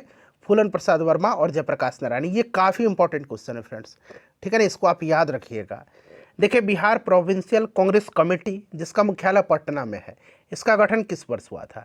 बिहार प्रोविंशियल कांग्रेस कमेटी जिसका मुख्यालय पटना में है, इसका गठन कब हुआ था, बताइए राइट आंसर क्या होगा। बिहार प्रोविंशियल कांग्रेस कमेटी, इसका गठन हुआ था 1908 ईस्वी में, ठीक है ना, 1908 में इसका गठन हुआ था। चलिए 1913 में पटना में अनुशीलन समिति की एक शाखा की स्थापना किसने किया था। बीपीएससी का यह फेवरेट क्वेश्चन है। 1913 ये सन आप याद रखिएगा। पटना में अनुशीलन समिति की शाखा की स्थापना किसने किया था, तो फ्रेंड्स ये सचिंद्र सन्याल ने किया था, ठीक है ना, सचिंद्र सन्याल ने किया था। सचिंद्र सन्याल राइट आंसर होगा। देखिए आगे भी ये प्रश्न पूछा गया, चंपारण आने के लिए किसने गांधी जी को राजी करने के लिए निर्णय लिया था। तो अभी मैंने आपको बताया था राजकुमार शुक्ल ने 1916 के लखनऊ अधिवेशन में गांधी जी से मिले थे और चंपारण आने के लिए उनको निमंत्रण दिया था। और यहाँ पर देखिए 3 कठिया पद्धति थी, यानी कि 20 कट्ठा में 3 कट्ठा में जो है किसानों को नील की खेती करना अनिवार्य होता था, 3 कठिया पद्धति, ठीक है ना। देखिए 1912 में पटना में होने वाले भारतीय राष्ट्रीय कांग्रेस का अधिवेशन के अध्यक्ष कौन थे। 1912 में बांकीपुर पटना में बिहार में भारतीय राष्ट्रीय कांग्रेस का पहला अधिवेशन हुआ था, और इसकी अध्यक्षता किया था किसने, तो मैंने आपको बताया था आर.एन. माधोलकर ने। 1922 में गया में हुआ था, इसकी अध्यक्षता किया था चित्तरंजन दास ने, C.R. दास ने किया था, ये भी आप याद रखिएगा। देखिए 1942 के आंदोलन में लोगों ने सियाराम सिंह की अगुवाई में कहाँ पर राष्ट्रीय सरकार की स्थापना किया था? 1942 के आंदोलन में लोगों ने सियाराम सिंह की अगुवाई में कहाँ पर राष्ट्रीय सरकार की स्थापना किया था? तो देखिए सियाराम सिंह के नेतृत्व में जो है ये भागलपुर में किया गया था। अच्छा, अगर सुल्तानपुर में पूछता सुल्तानपुर में किसके नेतृत्व में किया गया था, तो सुल्तानपुर में किसके नेतृत्व में किया गया था? तो फ्रेंड्स ये किया गया था जगलाल चौधरी के नेतृत्व में, जगलाल चौधरी के नेतृत्व में, जगलाल चौधरी के नेतृत्व में। कहाँ पर? तो सुल्तानपुर में। और यहाँ पर देखिए सियाराम सिंह के नेतृत्व में भागलपुर में। ठीक है ना। देखिए 1857 के विद्रोह के दौरान ब्रिटिश सेना के किस सेनापति को कुंवर सिंह के विरुद्ध भेजा गया था? कुंवर सिंह के विरुद्ध भेजा गया था। तो इनमें से ऐसा कौन है? सोच समझ करके इसका आंसर बताइए कि 1857 के विद्रोह के दौरान ब्रिटिश सेना के किस सेनापति को कुंवर सिंह के विरुद्ध भेजा गया था? यहाँ पर देखिए सर ह्यूरोज को भेजा गया था लक्ष्मीबाई के खिलाफ, कैम्पबेल को बेगम हजरत महल के खिलाफ। इनमें से कोई भी नहीं था, कोई भी नहीं था इसमें से। तो ऑप्शन नंबर यहाँ पर ई राइट आंसर होगा। चलिए उसके बाद देखिए 1922 में आयोजित भारतीय राष्ट्रीय कांग्रेस के गया अधिवेशन के अध्यक्ष कौन थे? इसका आंसर आप मुझे कमेंट करके बताइए। इसका आंसर मैंने कई दफ़ा बता दिया इसी सेशन में आपको। बताइए इसका राइट आंसर आप कमेंट करके अभी तुरंत बताइए। चलिए राइट आंसर इसका सभी लोग कमेंट करिए, मैं इंतजार कर रहा हूँ, कमेंट करिए। तो ये चितरंजन दास थे। ठीक है ना। चलिए बिहार यूथ लीग का गठन कब हुआ था? बिहार यूथ लीग का गठन कब हुआ था? चलिए बताइए राइट आंसर क्या होगा इसका। बिहार यूथ लीग का गठन कब हुआ था? बिहार यूथ लीग का गठन हुआ था कब? सभी लोग आंसर कमेंट करिए। बिहार यूथ लीग का गठन हुआ था 1928 में। चलिए उसके बाद देखिएगा कि 6 अप्रैल 1930 को चंपारण में नमक सत्याग्रह का नेतृत्व किसने किया था? 6 अप्रैल 1930, ये डेट आपको माइंड में सेट करना है। चंपारण में नमक सत्याग्रह का नेतृत्व किसने किया था? चलिए बताइए। देखिए फ्रेंड्स, अगर हम बात करते हैं चंपारण में नमक सत्याग्रह का जो 6 अप्रैल 1930 को इसका नेतृत्व किसने किया था? तो विपिन बिहारी वर्मा ने किया था। और इंपॉर्टेंट पॉइंट आपको बता रहा हूँ, बिहार में नमक सत्याग्रह सर्वप्रथम चंपारण और सारण क्षेत्र में हुआ था। बिहार में अगर पूछा जाए कि सर्वप्रथम नमक सत्याग्रह कहाँ पर हुआ था, तो चंपारण और सारण क्षेत्र में हुआ था। ठीक है ना। और यहाँ पर देखिए विपिन बिहारी वर्मा चंपारण में नमक सत्याग्रह का इन्होंने नेतृत्व किया था। देखिए भारतीय राष्ट्रीय कांग्रेस के किस अधिवेशन में चंपारण समस्या चर्चा का विषय बना था? भारतीय राष्ट्रीय कांग्रेस के किस आंदोलन में चंपारण समस्या चर्चा का विषय बना था? तो मैंने बताया था 1916 का जो लखनऊ अधिवेशन था, इसी में राजकुमार शुक्ल जी पहली बार गांधी जी से मिले थे। और यहाँ की जो नील कृषक थे, ठीक है ना, जो तिनकठिया पद्धति थी, नील कृषकों का जो शोषण हो रहा था, उसके खिलाफ जो है, उसके सापेक्ष जो है गांधी जी का ध्यान आकृष्ट कराया था। तो यहाँ पर 1916 लखनऊ होना चाहिए। तो उपरोक्त में से कोई नहीं यहाँ पर आंसर होगा इसका। देखिए 1857 के विद्रोह में बिहार का नेतृत्व किसने किया था? आ गया प्रश्न, 2-3 दफ़ा पूछ लिया गया है इस तरह का प्रश्न, तो आपको भी याद होगा फ्रेंड्स। यह आपका राइट आंसर होगा बाबू कुंवर सिंह। राइट आंसर क्या होगा? बाबू कुंवर सिंह करेक्ट आंसर इसका होगा। ठीक है ना। चलिए उसके बाद नेक्स्ट क्वेश्चन है हमारा। अगला प्रश्न देखिएगा कि आज़ाद दस्ता की स्थापना किसने किया था? आज़ाद दस्ता की स्थापना भारत छोड़ो आंदोलन के समय किया था। ठीक है ना, जयप्रकाश नारायण जी ने। हजारीबाग जेल में इनको भारत छोड़ो आंदोलन के समय रखा गया था। और ये दीपावली की रात भागे थे वहाँ से। किस पर्व की रात, ये भी पूछा जाता है, बीपीएससी ने एक बार पूछ लिया है। तो ये दीपावली की रात को भागे थे हजारीबाग जेल से, और इन्होंने आज़ाद दस्ता का गठन किया था नेपाल में। ठीक है ना। और राजेंद्र प्रसाद को कहाँ पर रखा गया था भारत छोड़ो आंदोलन के समय? तो इनको बांकीपुर जेल में रखा गया था। ठीक है ना, बांकीपुर जेल में। चलिए उसके बाद देखिएगा कि बिहार में नमक आंदोलन कब प्रारंभ हुआ? नमक आंदोलन बिहार में कब प्रारंभ हुआ? चलिए बताइए राइट आंसर इसका क्या होगा। बिहार में नमक आंदोलन कब प्रारंभ हुआ? सभी लोग इसका आंसर कमेंट करिएगा। बिहार में नमक आंदोलन कब प्रारंभ हुआ? अभी मैंने आपको बताया है कि नमक आंदोलन बिहार में कब प्रारंभ हुआ था। अभी थोड़ा देर पहले मैंने बताया था कि नमक सत्याग्रह जो है, अभी मैंने बताया था कि सर्वप्रथम चंपारण और सारण क्षेत्र में हुआ था। ठीक है ना। तो इसका आंसर आप मुझे कमेंट करके बताइए। बिहार के किस जिले में गेहूं का उत्पादन सर्वाधिक होता है? चलिए बताइएगा। तो देखिए फ्रेंड्स, बिहार के किस जिले में गेहूं का उत्पादन सर्वाधिक होता है? तो गेहूं और चावल, याद रखिएगा, गेहूं और चावल के उत्पादन में रोहतास जो है फ्रेंड्स ये अग्रणी है। रोहतास यहाँ पर राइट आंसर इसका हो जाएगा। चलिए उसी प्रकार से देखिएगा दूसरा प्रश्न है, ये भी बीपीएससी टीआरई 3.0 2024 में ही प्रश्न पूछा गया है कि बिहार के किस जिले में चीनी का उत्पादन सर्वाधिक होता है? तो देखिए गन्ना का उत्पादन जो होता है बिहार में सबसे ज़्यादा, ये किस जिला में होता है? तो गन्ना का उत्पादन, जो शुगर केन है, उसका उत्पादन जो होता है यह आपका पश्चिम चंपारण में होता है। तो चीनी का उत्पादन सर्वाधिक कहाँ पर होगा? पश्चिम चंपारण जिला में होगा। ठीक है ना। पश्चिम चंपारण में वाल्मीकि टाइगर रिजर्व है, वाल्मीकि नेशनल पार्क है, जो बिहार का एकमात्र नेशनल पार्क है। ठीक है। चलिए नेक्स्ट क्वेश्चन कर लेंगे कि बिहार के किस जिले में धान का उत्पादन, ये धान है, धान का उत्पादन यानी कि चावल का उत्पादन की बात किया जा रहा है। अभी मैंने आपको बताया था कि बिहार में चावल का उत्पादन सर्वाधिक किस जिला में होता है। चलिए फटाफट बताइए इसका आंसर कि बिहार के किस जिले में धान का उत्पादन सर्वाधिक होता है। ये सारे के सारे प्रश्न आप देख सकते हैं बीपीएससी टीआरई 3.0 2024 में यह प्रश्न पूछा गया है बिहार का ज्योग्राफी से संबंधित। तो फ्रेंड्स ये भी रोहतास में होता है। ठीक है ना। कहाँ पर? रोहतास में होता है। ये देखिए, राजकुमार शुक्ल ने किस नेता को बिहार आने और उनके आंदोलन का नेतृत्व प्रदान करने के लिए राजी किया था? सिंपल सा क्वेश्चन है, महात्मा गांधी जी को। ऑप्शन में महात्मा गांधी नहीं है, उपरोक्त में से कोई नहीं राइट आंसर होगा। देखिए, इनमें से किस महिला ने बिहार में नमक सत्याग्रह में सक्रिय भाग लिया था? किस महिला ने बिहार में नमक सत्याग्रह में सक्रिय भाग लिया था? तो श्रीमती मीरा देवी, श्रीमती हसन इमाम और गौरीदास, इन सभी ने लिया था। तो एक से अधिक यहाँ पर इसका करेक्ट आंसर होगा। देखिए, किसने 1913 में, देखिए प्रश्न फिर से बीपीएससी ने पूछ लिया है टीचर एग्जाम में ही कि 1913 में अनुशीलन समिति की शाखा की स्थापना पटना में किसने किया था? तो मैंने बताया था कि इस प्रश्न को ध्यान रखिएगा, बीपीएससी का फेवरेट क्वेश्चन है, सचिंद्र सन्याल ने। देखिए, बिहार में 1857 की क्रांति के दौरान पटना, आरा और शाहबाद जिलों में किसने नेतृत्व प्रदान किया था? बताइए राइट आंसर इसका क्या होगा? तो बाबू कुंवर सिंह थे ये। ऑप्शन सी यहाँ पर राइट आंसर होगा। चलिए उसके बाद देखिएगा कि 1857 के विद्रोह के नेता कुंवर सिंह किस स्थान से संबंधित थे? तो मैंने आपको बताया था कि 1857 के विद्रोह के नेता कुंवर सिंह ये जगदीशपुर के थे। कहाँ के थे? जगदीशपुर के थे। मैं जहाँ भी हूँ जगदीशपुर वहीं है, ये स्टेटमेंट इन्हीं का है।